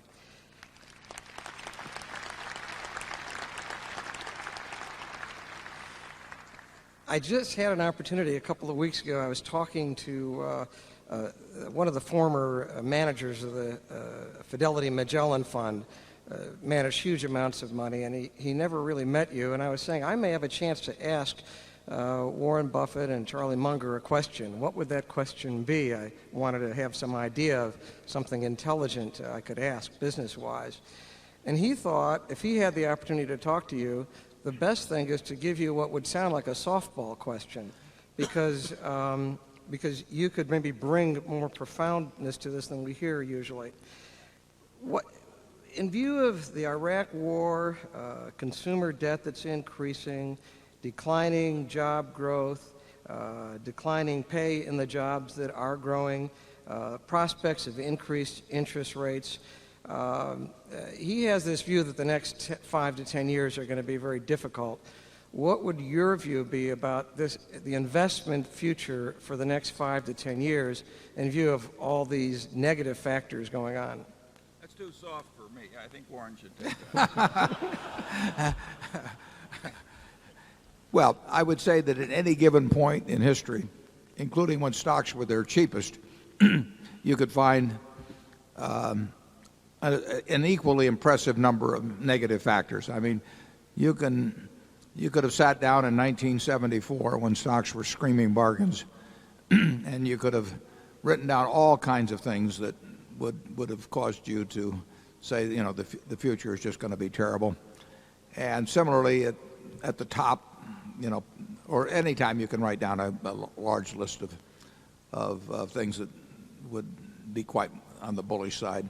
We really don't pay any attention to that sort of thing. I mean, we have You might say that our underlying premise, and I think it's a pretty sound underlying premise, is that this country will do very well,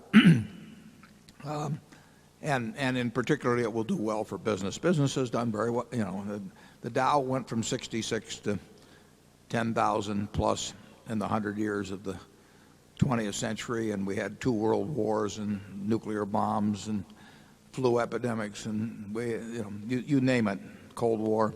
There's always problems in the future. There are always opportunities in the future, and in this country, the opportunities have won out over the problems over time, and I think they will continue to do so absent the weapons of mass destruction, which is another question, and business won't make much difference if anything really drastic happens along that line. So I can't remember any discussions Charlie and I have had ever going back to 1959 that where we would have come to the conclusion at the end of them that we would have passed on a great business opportunity, a business to buy because of external conditions, nor did we ever buy anything that we thought was mediocre simply because we thought that the world was going to be wonderful. It won't be the American economy, in my view, that does in investors over a 5 or 10 or 20-year period. It will be the investors themselves.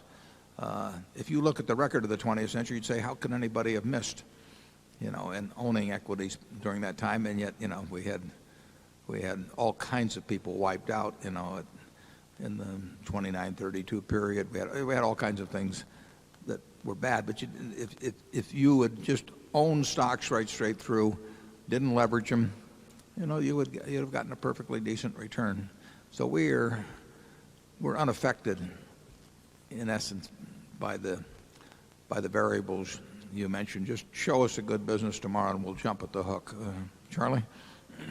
Yeah, I think, but it's also true that both of us have said at various times over the last 3 years that we wouldn't be at all surprised if professionally invested money in America had a pretty modest result over a fairly extended period of the future compared to the very dramatically high returns that it had achieved up to about 3 years ago. And so far, that's been proved out to be pretty much right. Yeah, certain stretches are easier than other stretches. Yeah, our expectations were more modest than most people's a few years ago. We didn't say the world was coming to an end or anything. We just said that people had gone crazy in certain sectors, and that anybody that thought that you could sit at home and day trade and make double-digit returns over time or do anything, or that you were entitled to that, by just sticking a little money in your 401k or something, was really living in a fool's paradise. But that was never accompanied by any predictions of disaster for the American economy as a whole or for American business as a whole.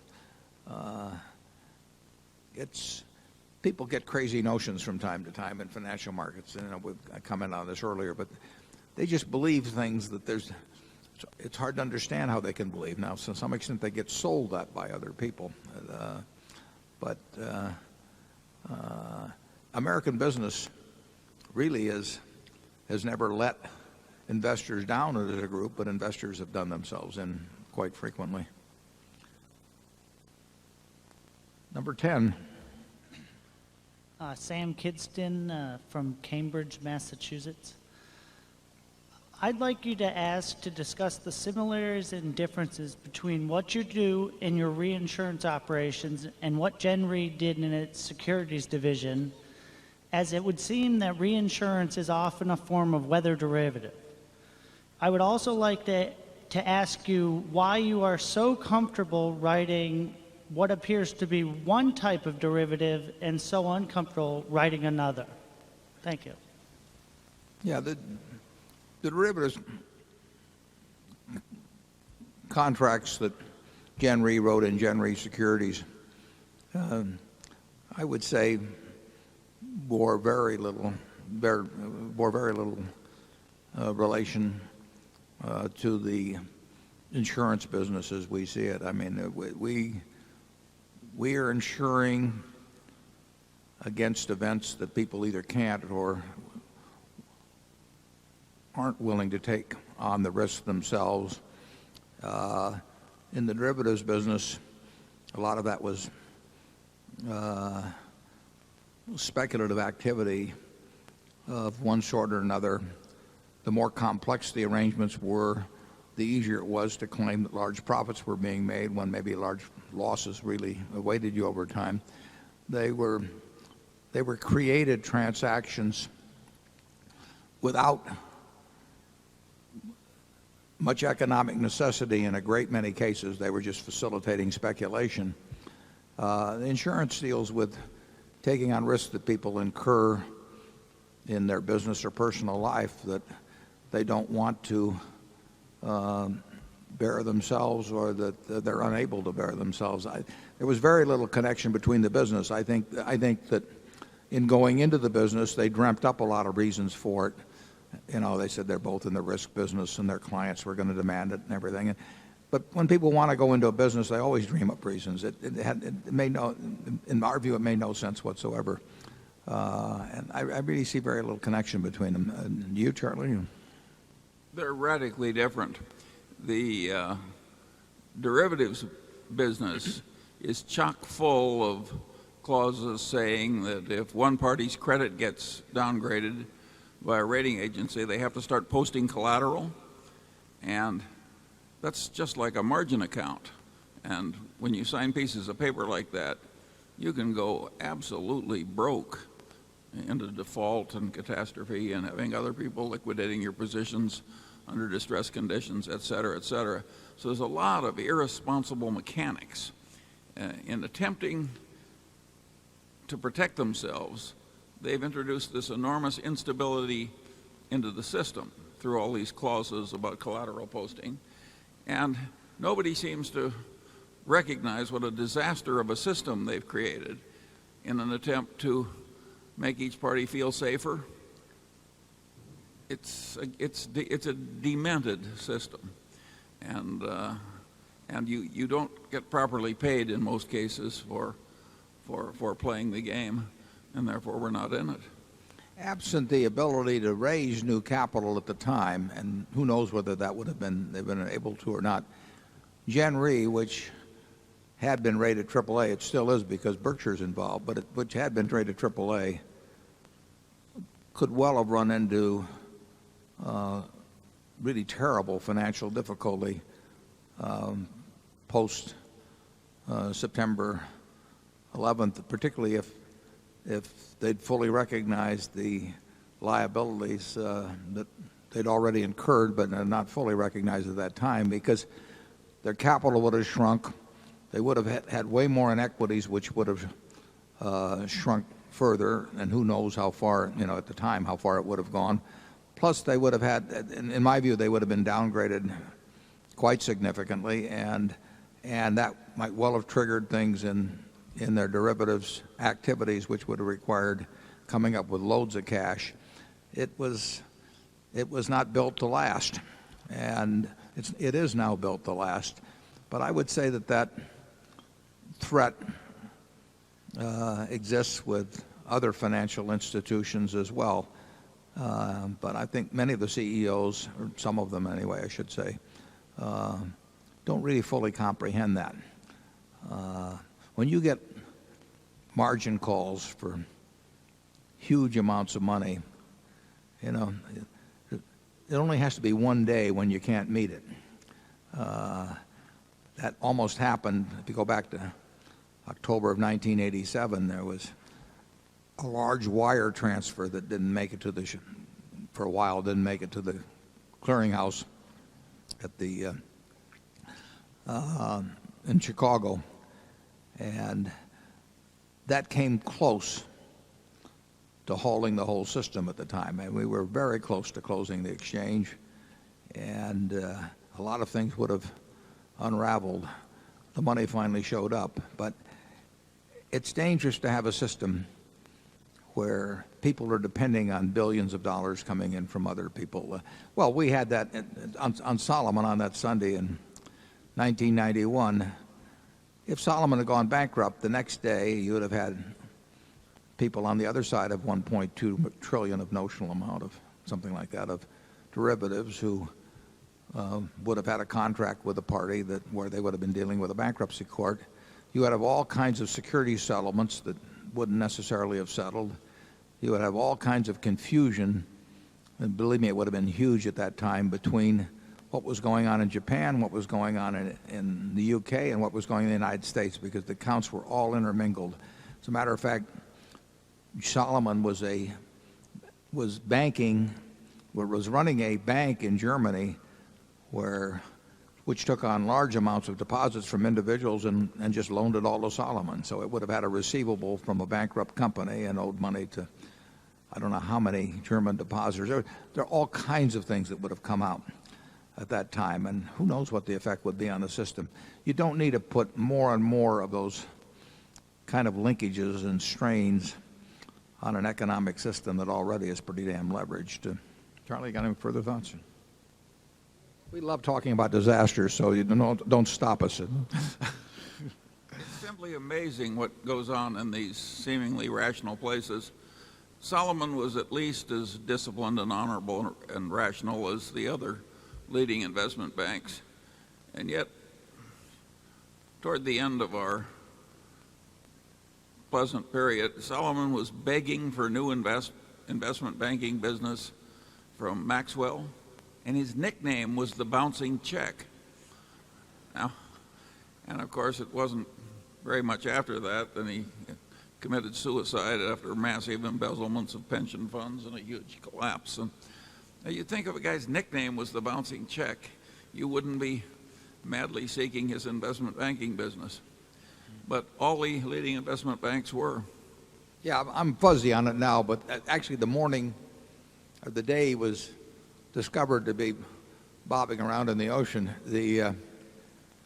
I think at Solomon we had transferred a bunch of money to somebody over in Germany or Switzerland, and we were supposed to get some more money back that afternoon, and this is basically correct. I may be a little bit off on the details, but the money that got sent, but the money that was to be received did not get received, and then we went over to England and tried to collect it from his sons, and we got stiff-armed in one way or another. I mean, we got what we deserved, frankly, in a transaction like that. But to the investment banker involved, his earnings that year were going to be affected in a significant way by whether he wrote a ticket or two more with Maxwell. And in the end, that carried the day. And it's very hard to control people when their income depends on bringing in dubious people into the door. They care enormously about it, and you've got this big system that doesn't quite pick up on it. And Charlie's mentioned before, one of the underwriting clients that came forth that Solomon took on that professed to be doing wonderful things with money, and it turned out to be a huge fraud. Well, it's tough to stop. You got dozens and dozens of people running around out there all thinking about how big their bonus is going to be at the end of the year, and they are not inclined to run morality checks on who they do business with. That was a wonderful experience. Warren and I and Lou Simpson are all directors of a company, and we are by far the biggest shareholder, and we all said we should not be doing business with this guy. This is a very dangerous transaction. And they told us it had been approved by the underwriting committee. And of course that settled matters. And this guy had a neon sign that said crook on him as far as we were concerned. he was waving it vigorously, yes. Yeah. But it had been through the underwriting committee. The transaction closed, but not financially. I mean, they had the underwriting, but they hadn't had the financial closing. Yeah. They caught him on the way to the bank. You're right. They pulled back just from the edge of the precipice in this big fraudulent. And of course, they got egg all over their faces. That phrase reminds me of one of the leading lawyers of yore, and he said, "Captain of my soul," he says, or "Captain of my fate," he says, "hell, I don't even pull an oar." I mean, here we are All three of us on the board are the biggest shareholder, and we can't even stop one stupid little underwriting. He did go to jail, though, I think, didn't he, Larry? Yes. Yeah. He claimed, incidentally, to be a huge shareholder of Berkshire Hathaway and have made all this money. And I went to the shareholders list, and admittedly, he could have had it in street name someplace, but it was a big quantity. He claimed, I couldn't find any record in any place, but he did have some kind of a letter from an accounting firm that was backing him up. Didn't back him up all the way, though, it turned out. Number 11, please. Good afternoon. I'm Manuel Fernandez from Mexico City, Mexico. And I want to thank you for your valuable lessons on how to be good partners, and for exporting some good ideas and principles to the world for free. My simple question is, do you think it makes sense for individual investors to invest a part of their capital in hedge funds or fund of hedge funds, somewhat like the $600 million investment Berkshire made in value capital? Yeah, I would say that people that are now investing in hedge funds in aggregate are going to be disappointed. You don't get smarter because you're running something called a hedge fund or something called private equity or something called anything, an LBO fund. But what you do gain periodically is the ability to merchandise those things. I mean, there are fads in Wall Street, and Wall Street will sell what it can sell. Just remember that, that may be as good as what the fellow quoted up in upper levels there. And the hedge fund, it right now is in the midst of a fad. It's distinguished not by the ability to make more money. It's distinguished by the extraordinary amount of fees that are collected. And believe me, if the world on $600 billion of money is paying 2% fees and a percentage of the profits, and the losers go out of existence and the winners continue for a while and take money off the table, it is not going to be a great experience in aggregate for investors. Obviously, there are a few smart, honest people out there running funds, and they will do quite well. But if you buy them across the board, in my view, you're going to get a bad result. Charlie? Yeah, why would you want to invest with a guy whose basic thought process runs something like this? If a second layer of fees on top of a first layer of substantial fees is good for an investor, then a third layer of fees must be better yet. Why would you invest with somebody with a proposition like that? It's just the idea of taking 2%, plus percentages on top of that. I mean, that reflects, it may be what the traffic can bear, Collis P. Huntington style, but that reflects an attitude toward people that we tend to regard as partners, investors. I think it's a basically unfair type of arrangement, and I don't like getting in general. I think it's a mistake to get in with people who propose unfair arrangements. In effect, they're probably getting 4 times standard fees to begin with, and then on top of that, they say, well, we want part of the action, and I would guess in many of those cases that they don't have all of their own money in the fund themselves. Maybe they have a substantial sum outside. Charlie and I both ran partnerships in the 60s and 50s with me and into the 70s with him that would generally be classified as hedge funds. They had the compensation arrangement somewhat similar, although not like they are now. And we did they had some similarities, but I don't think we had quite the attitude toward the people we were trying to that we're asking to join us that the present managers have. It's, as Charlie said, the fund-to-funds type stuff. I mean, it's really sort of unbelievable, just piling on layer after layer on costs. It doesn't make the companies that are underlying these stocks they buy any better. I mean, and believe me, people don't become a genius just because you walk into some office and it says hedge funds on the door. I mean, what they may be very good at is marketing. In fact, if they're good at marketing, they don't have to be good at anything else. Number 12. My name is Arturo Brillenborg. I'm from Washington, D.C. I'll be graduating from Harvard College in June and beginning a career in value investing. So I sure hope we're all right in thinking that this century will be just as good as the last for value investors. You've been doing this since you were my age, if not younger, so I'm wondering what habit or habits have contributed most to your ability to continue learning and improving your investment decisions in a changing business and financial environment. I would say that, at least in my case, I haven't been continually learning in terms of the basic principles. You always learn a little more about given techniques, or I learn more about some industries over time, and therefore maybe I've widened the universe in which I can operate, although more funds narrows it back down, unfortunately. But I know more about businesses than I knew 20 years ago or 40 years ago. I haven't really changed the principles. The last change, the basic principles are still Ben Graham. They were affected in a significant way by Charlie and Bill Fisher in terms of looking at the better businesses. But I didn't leave Graham behind on that. And I really haven't learned any new fundamental principles, but I may have learned a little bit more about how business operates over time. And there's really nothing. I mean, you ought to get a investment framework that comes straight from, in my view, from the Intelligent Investor and from Phil Fisher, more from the Intelligent Investor, actually. And then I think you ought to learn everything you can about industries and businesses where you think you have the ability to get your mind around them if you work at them. And with that arsenal, you'll do very well, and if you've got the temperament for the business. Charlie?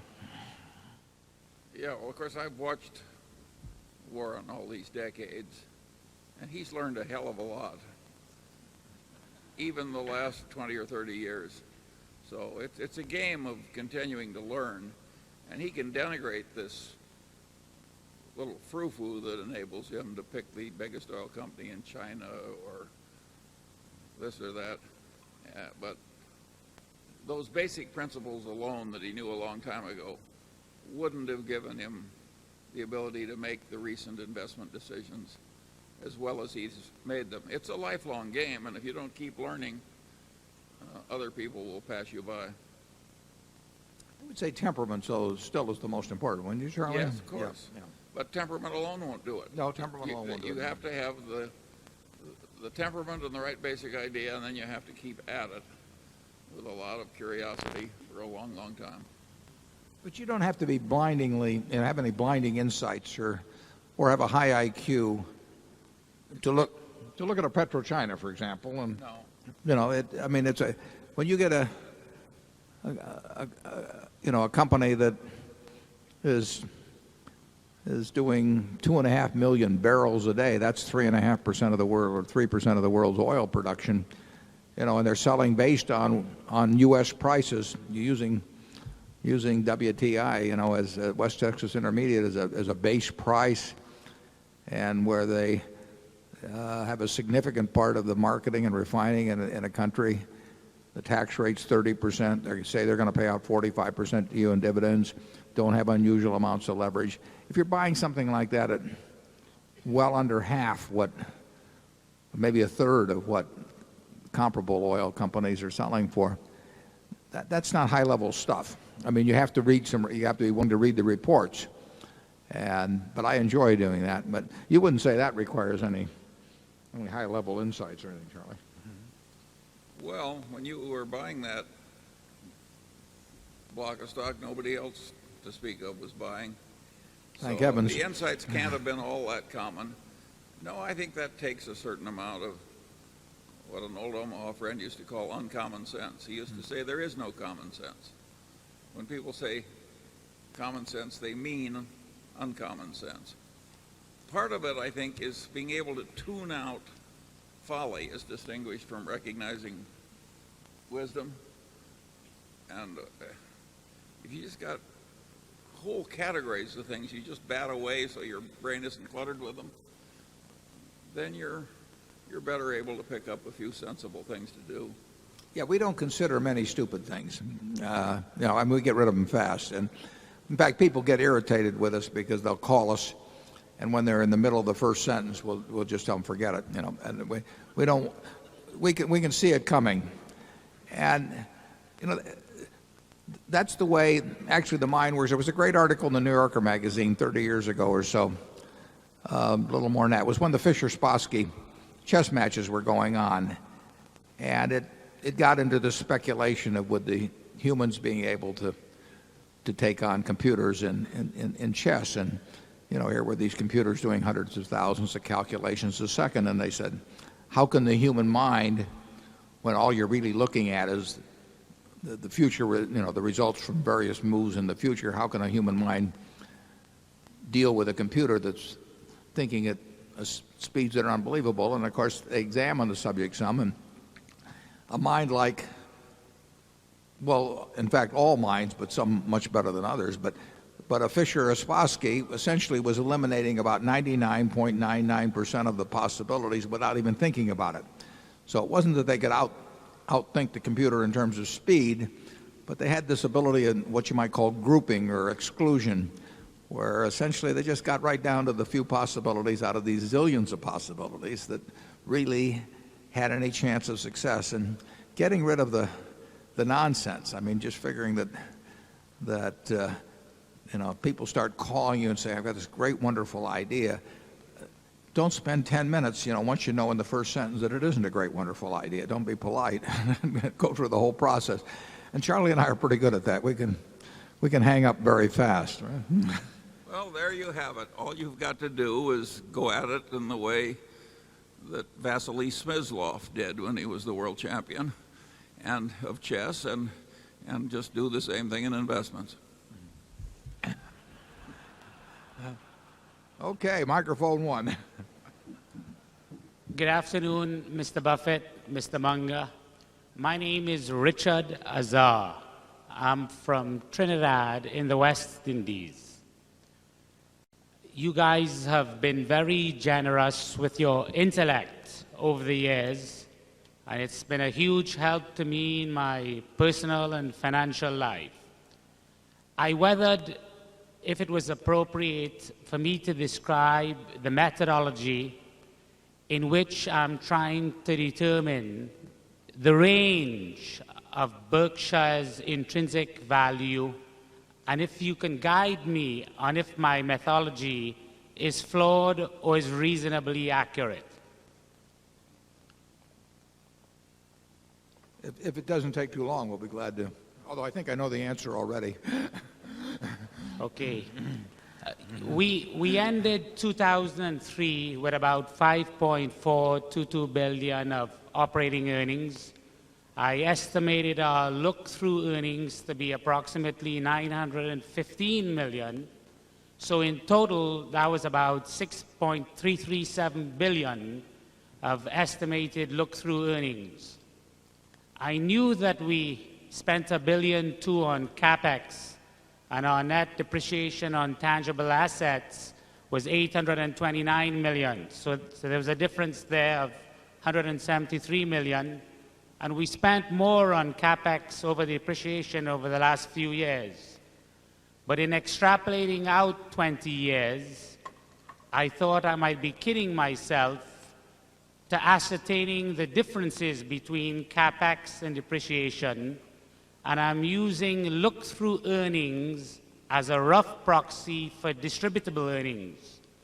And I've assumed that Berkshire can grow its look-through earnings at 15% per annum from years 1 to 5, and at 10% per annum from years 6 to 20, and the business will stop growing after year 20, resulting in a 7% coupon from year 21 onwards. I discounted the cumulative flows in years 1 to 20 by 7%, and I discounted the terminal value by 7%. I added the two together to get what I thought was the intrinsic value of Berkshire's cash stream. I knocked off 103 billion of liabilities and minority interests. I divided by 1,537,000 shares to arrive at what I thought was a conservative calculation of the range of Berkshire's intrinsic value. Am I off the mark, or is that the sort of methodology you might use yourself? Well,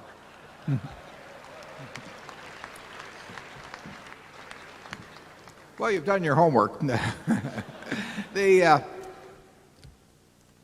line of thinking is correct. It just depends on what variables you plug in, and we might have different ideas on variables, and neither one of us knows. But the approach, in general, the approach of trying to figure out distributable cash over a period of time. The business today is worth the present value at some number. You're using 7%, but the question is what number to use. But it's worth the present value of all the cash it can distribute between now and Judgment Day. And if cash can be retained and it's at a rate higher, it produces at a rate higher than your discount rate, obviously, you'll get some benefit from that retention. But, you know, I would say that your assumptions about CapEx and related to depreciation, I would expect CapEx to be on average a little more than depreciation unless we run into highly inflationary times. But of course, we have to keep buying businesses and using the capital in the business that we retain. If we retain those earnings, we have to use that to buy more businesses. And then the question is, what kind of returns can we expect on those? I don't quarrel with the approach you're using, but you know, everybody has to do their own equation and plug in some numbers. And I think we might settle for lower numbers on earnings gains than you've postulated, because we're very large, and it gets harder all the time to deploy the kind of funds that keep flowing into Omaha. Charlie? Yeah, and you shouldn't necessarily get overly excited about last year. As Warren said, that is it was a very unusual year when everything worked together pretty darn well. Except interest rates on. Yeah, well, but a lot worked together very well. The interesting thing about Berkshire's present valuation is how much cash and cash equivalents it has to do something. And that is a very interesting question. How well are we going to do with this massive amount of investable cash and cash equivalents? Yeah, we should be out working now. I mean, that is the test. I mean, we've got a bunch of good businesses. We've got a lot of money that we'd like to use to buy more good businesses. We may get lucky and deploy that quite rapidly. We may wait a long time. Cash may pile up faster than we can use it, in which case we'll have to rethink the whole game. But our hope is, and so far we feel okay about what's happened in that. Our hope is that we can deploy the money that flows in businesses that are come close to being as good as the ones that we've bought over the years. Number two. Hi, I'm Mr. Buffett, Mr. Munger, Whitney Tilson, a shareholder from New York City. It's past 3 o'clock, and we've heard almost nothing about how these great businesses are doing right now, or at least in the first quarter. And I recall at last year's annual meeting, you took the fairly unusual step, at least from my recollection, of putting up slides and actually giving us a preview of how phenomenally the businesses were doing. And I can imagine that if you had the wind at your back a year ago, the situations in the first quarter of this year, you must really, really have the wind at your back. And I was wondering if you can share with us what you can. Well, we can't give you the speed of the wind. We're going to have the 10Q out when, Mark? And it's going to be out in a few days. And if we throw out any numbers now or make any commentary, we'd have to put that up on the website and perhaps even try to cover the nuances in my voice. So I think you'll just have to wait a few days and they'll go up. The figures will go up at that time. And if there are any surprises, they will be surprises then, and everybody will get them at the same time. Incidentally, we're going to have a little more trouble in the next year or two because we like to publish everything, all the figures, or anything important if we can do it. We like to do that on Friday night after the close or Saturday morning so that everybody has an opportunity to look at them and have a maximum amount of time to digest them before trading begins. And the SEC is shortening up reporting times so that we're going to be scrambling just to meet whatever day of the month it is that recording requirements are met. And so we won't have the luxury, although we'll try to do it when we can, we won't have the luxury of picking the Saturday before the due date and targeting that as our release date. When we had 45 days, or what was it, 45? Yeah, 45 days to report. We could pick the Saturday before the 45 days. If that gets down to 30 days, if the 30th day is on a Tuesday, we're going to be hard put probably to get it done by that Tuesday. So we'll obviously put it out after the close, so people have between 4 o'clock and the next morning to digest it. But we won't be able to follow the procedure that we followed to date, which we regard as the best procedure of all, giving people close to 2 days to digest whatever is in the figures. But I can't help you, Whitney, on how the first quarter looks. And Charlie, I don't think you'll want to add anything on that way.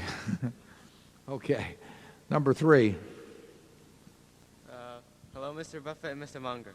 My name is Justin Fong. I'm 14 years old from California. This is my 4th consecutive meeting attendance. I read in a book that you prefer talking to young people about life and financial concepts because we still have time to implement them. Can you please share some of the concepts with us? Thank you. I didn't catch the last part. I didn't. There's something about sharing concepts. You want to repeat it? Can you please share the life and financial concepts that you prefer talking to young people about? Share. He wants to know your life concepts and financial concepts that are useful to young people. Well, that's a fairly broad question, but I think the financial concepts, we've obviously spelled out in the reports.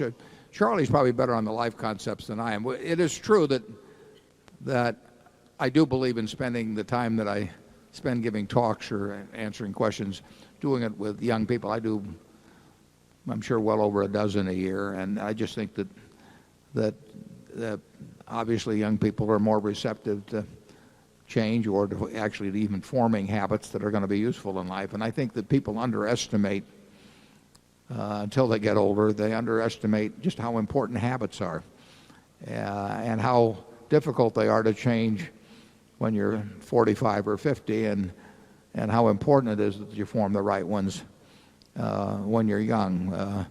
But Charlie, what do you have to say on that? Well, all the trite stuff is what works. I mean, you avoid doing the really dumb things, like racing moving trains to the crossing, experimenting with cocaine, risking getting AIDS or other unfortunate ailments. There are just a lot of standard things that take people down, and you just give those a wide berth. And then you want to develop a good character and good mental habits, and you want to learn from your mistakes, every single one, as you go along. It's pretty obvious, isn't it? Yeah, we would say, even though we issue lots of credit cards and everything, we'd say if I had one piece of advice to give to young people, that across the board, it would be just don't get in debt. The game plays a lot easier if you're a little bit ahead of the game than if you're behind the game. And Ben Franklin said that long ago in better terms, which Charlie can recite. But there's a real difference. I get letters every day from people that are in all kinds of financial trouble, and often it's health related, which is tragic. But very often it relates to debt. I mean, they get behind the game and they're never going to catch up. And often, it may surprise you, but often, I write these people. They're very decent people. They've just made mistakes, and I just tell them the best course is bankruptcy. I mean, they are not going to catch up, and they should start all over again, and they should never look at a credit card the rest of their life. But it would have been better if they'd gotten that advice a little earlier. But it's very tempting to spend more than you earn. I mean, it's very understandable, but it's not a good idea. And of course, you particularly want to avoid evil or seriously irrational people, particularly if they are attractive members of the opposite sex. That can. Charlie knows more about this. The expert.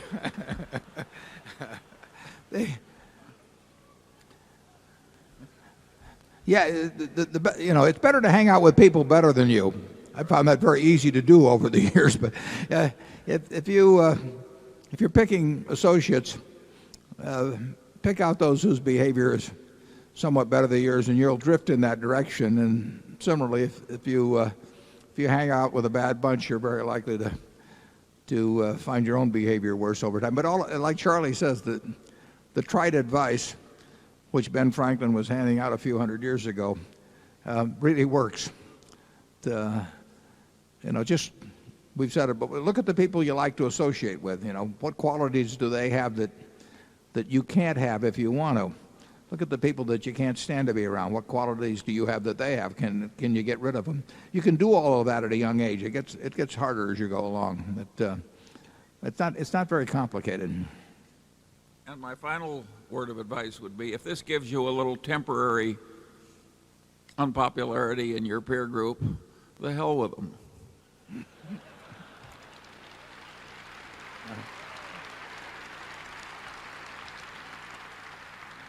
And as advice, a little more applicable to me and Charlie, I was reading about a woman that was 103, and they said, "What do you like about being 103?" And she says, "No peer pressure."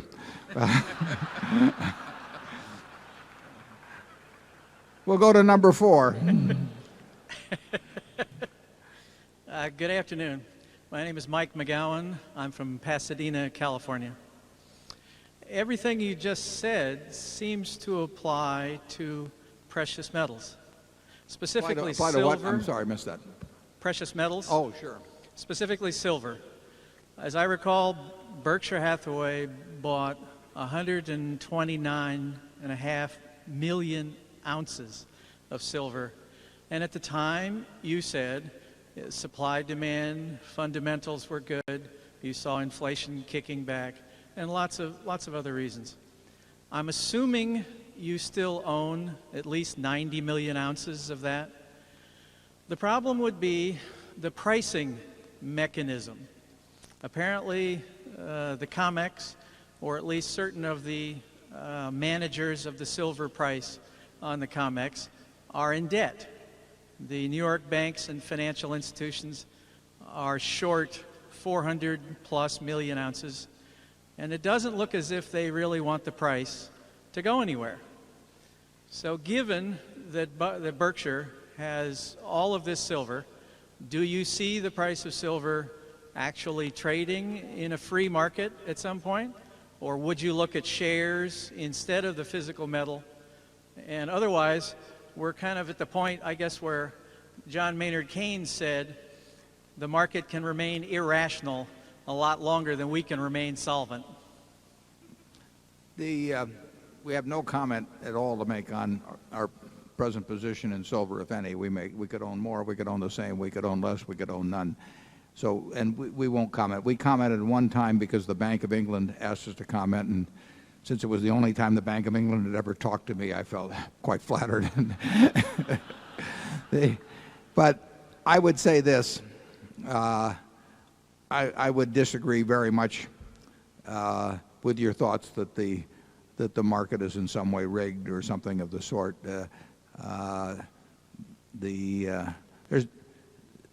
I find that most of the people that write, or many of the people that write on gold and silver, tend to have various theories, some of which are conspiratorial, and there's always, the selling forwards is doing this and that to the market, or that somebody's short. The answer is that there's plenty of silver above ground, and whether there's more or less than there was a few years ago in terms of the supply demand since then. I'm not 100% sure. It's tough to figure out what goes on in China and a lot of things, but there's nothing flawed in my view about the market for silver or copper or gold or really any commodity that I can think of that trades in real quantity. Charlie? Yeah, I think it also should be pointed out that you're asking for the opinions of people who have not particularly distinguished themselves in this arena. He was pointing at me. With good reason. We'll go to number 5. Good afternoon. Travis Keith from Dallas, Texas. The OCC's quarterly report on bank derivatives shows that Wells Fargo has one of the largest derivatives portfolios of any U.S. bank. In spite of your high-profile criticism of derivatives, Berkshire added to its position in Wells Fargo last year. What about Wells Fargo's derivatives portfolio did you find less objectionable? And what disclosure did you examine in considering the risks of Wells Fargo's derivatives portfolio? I don't have their report here, but without looking at it, I would be willing to bet that J.P. Morgan Chase has a derivatives portfolio that's far, far greater than Wells. I do not think of Wells, I may be wrong, I do not think of Wells as being a big player. Now, all the big banks have various derivative positions, but I don't think of Wells as being a big player in the derivative game.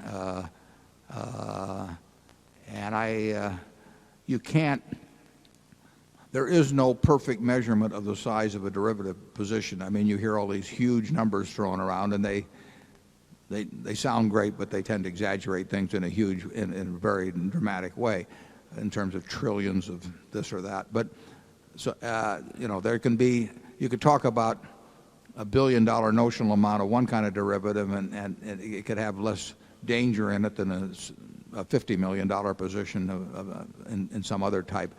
But I really don't think you'll find that Wells, particularly compared to a J.P. Morgan Chase or a Citibank or something of the sort, is a really big derivatives player. And Charlie and I, at least and I think Charlie will agree, Wells, I think, is an extraordinarily well-managed bank. I disagree with him violently on expensing of stock options. I mean, Dick Kwasevich, who runs that, and I would have an entirely different opinion. He's written about it in the last couple of annual reports.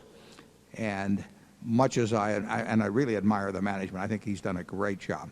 But much as I admire the management, I voted our Berkshire stock the other way and for expensing options. And I noticed that 57% of the stock at this meeting just the other day voted to expense options. But even though I disagree with him on that particular accounting point, Wells has an absolutely terrific record.